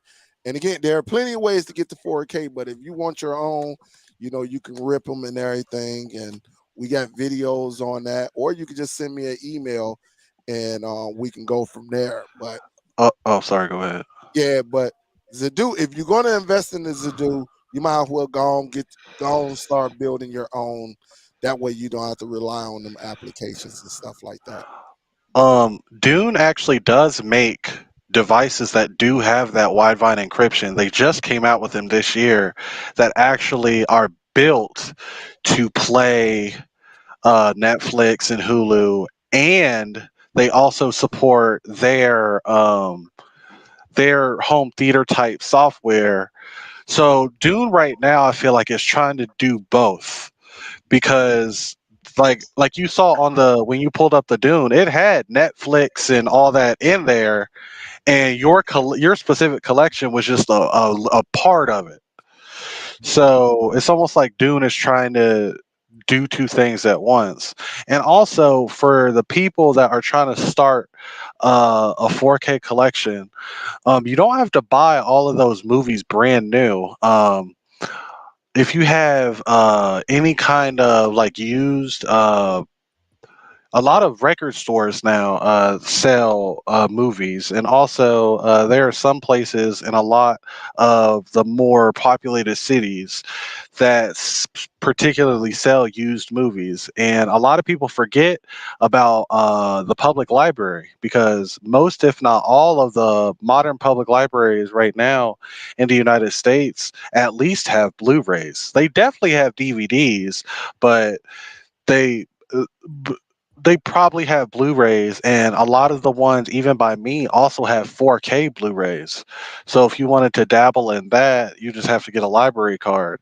And then if you just cared about Blu-ray and you didn't really need or want those 4Ks, you can get used Blu-rays almost anywhere for very, very, very cheap, especially if you're trying to get older movies, like mid 2000s to early 2010s. Those movies are dirt cheap now, and everywhere is always having a sale. You just got to check the places that sell them. So Best Buy is probably the number one actual physical location where most people buy their brand new movies. Walmart, Amazon for sure, especially if you want more rare stuff. And then they have specialty websites for people that are looking for anime or horror or comedy or whatever. You just have to look for it. So you don't always have to buy brand new and spend so much money just to have something to watch, even if you want to start your own physical collection. Yep. I agree with you. I agree with you. There's all type of ways. It is all type of ways to get it. But guys, y'all got any questions? Miss Octavia said 1400. Heck, you know. Yep. Any questions before we get up out of here? We That we, we Oh, know go y'all ahead. gonna have we know y'all gonna have some questions, or they're gonna send me some emails. Some, and which I understand. Some people do not uh want to do it this way, so they'd rather send an email. So That top of the line to do is, I mean, for $1,400, you're getting what you pay for. Um, like it has like a big display in the front. You could put two hard drives in it. It has all the audio, special audio features if you want that and all that. So it's not like it would be a waste of money for the majority of people, but Zidoo's doing exactly what Zapiti's doing, and a lot of people are actually they feel more comfortable buying from Zidoo than Zapiti because, like I said, you don't have to have an account to use a Zidoo. It never asks you Exactly. for an account ever, Exactly. yep, other than the Play Store, and that's just because Google requires an account to download stuff from the Play Store. But Zidoo never asks for any of your information, even on their forums. I browse the forums anonymously all the time. You can get support articles without giving them any information, firmware files. You can even contact Zidoo personally without giving any personal information other than your email, because that's the main way of contacting them. But you can just say, hey, I have a Z9X and I'm having this issue. And a lot of people on the forums actually said some of the ways that we've gotten the features that we have within Home Theater 4.0 is because people have spoken up about it. So, for Yeah. example, in Home Theater 4.0, you can actually use local trailers just in case you don't want to use the YouTube trailers. So you could actually download the trailer from the internet. Just make sure you put the word trailer in the file name. Put them in the movie folder, and you could have Zidoo playing the trailers that you have right on your hard drive without ever accessing the internet. And Yeah. that was actually not a feature before someone spoke up about it. Contacted Zidoo, and the team behind the Zidoo software said, "Okay, we'll add this feature." And I think it was like 3 or 4 weeks later, the newest update had that in there. Yeah, but I guess you have to set that up in your preferences though.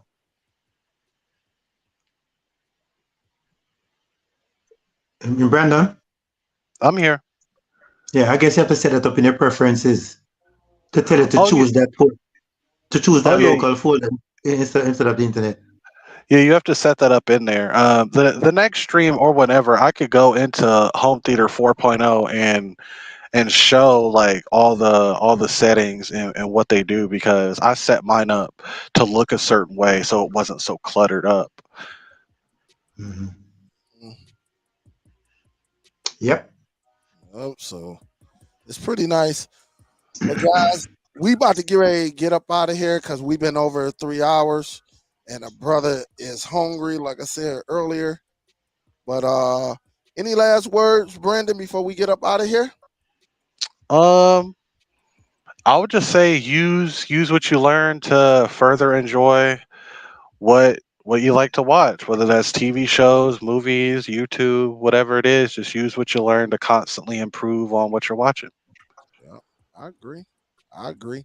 Definitely get out there and do your research. Definitely. Hey, Rich, you want to talk to the people? As usual, thanks for having me there. And I hope everyone has learned a lot today. I've learned a few little things, and thanks, Brandon, for the gems. I will catch you on the next one. Oh yeah. And again, definitely appreciate it. Um, let me, hey, y'all too. I'm gonna keep y'all online in the background for another couple minutes because I do want to show y'all something in the background just in case you don't know. But I'll show it to y'all. That way y'all see it and y'all might want to consider. Yeah. Um, but everybody, I appreciate the love. I appreciate everything. I think I just want to say thanks to Brandon for sharing his knowledge again, dropping some good gems on here. If you didn't know, now you know.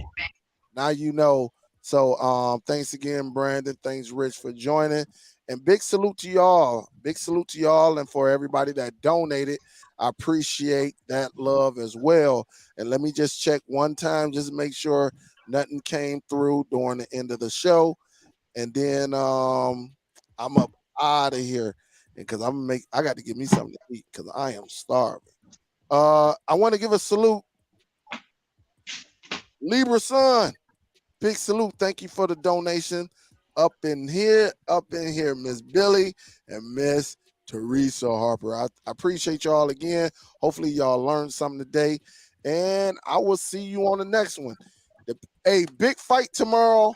I might even go live some because it's supposed to be raining here a lot tomorrow. So I don't know. Uh Good fight. Don't forget that fight. Come on tomorrow. Garcia versus Tank Davis. I think it's gonna be a good one.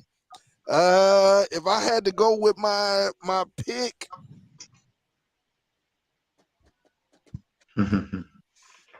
ah, I like Tank. I like Garcia. Tank is a pit bull. Garcia is a tall one. He's a big fella. My meter is a little bit leaning towards Garcia just a little bit because of the length. And because he got a heck of a jab, and you know that jab can keep them pit bulls up off of him. I got it going the distance. Some people got it as a knockout.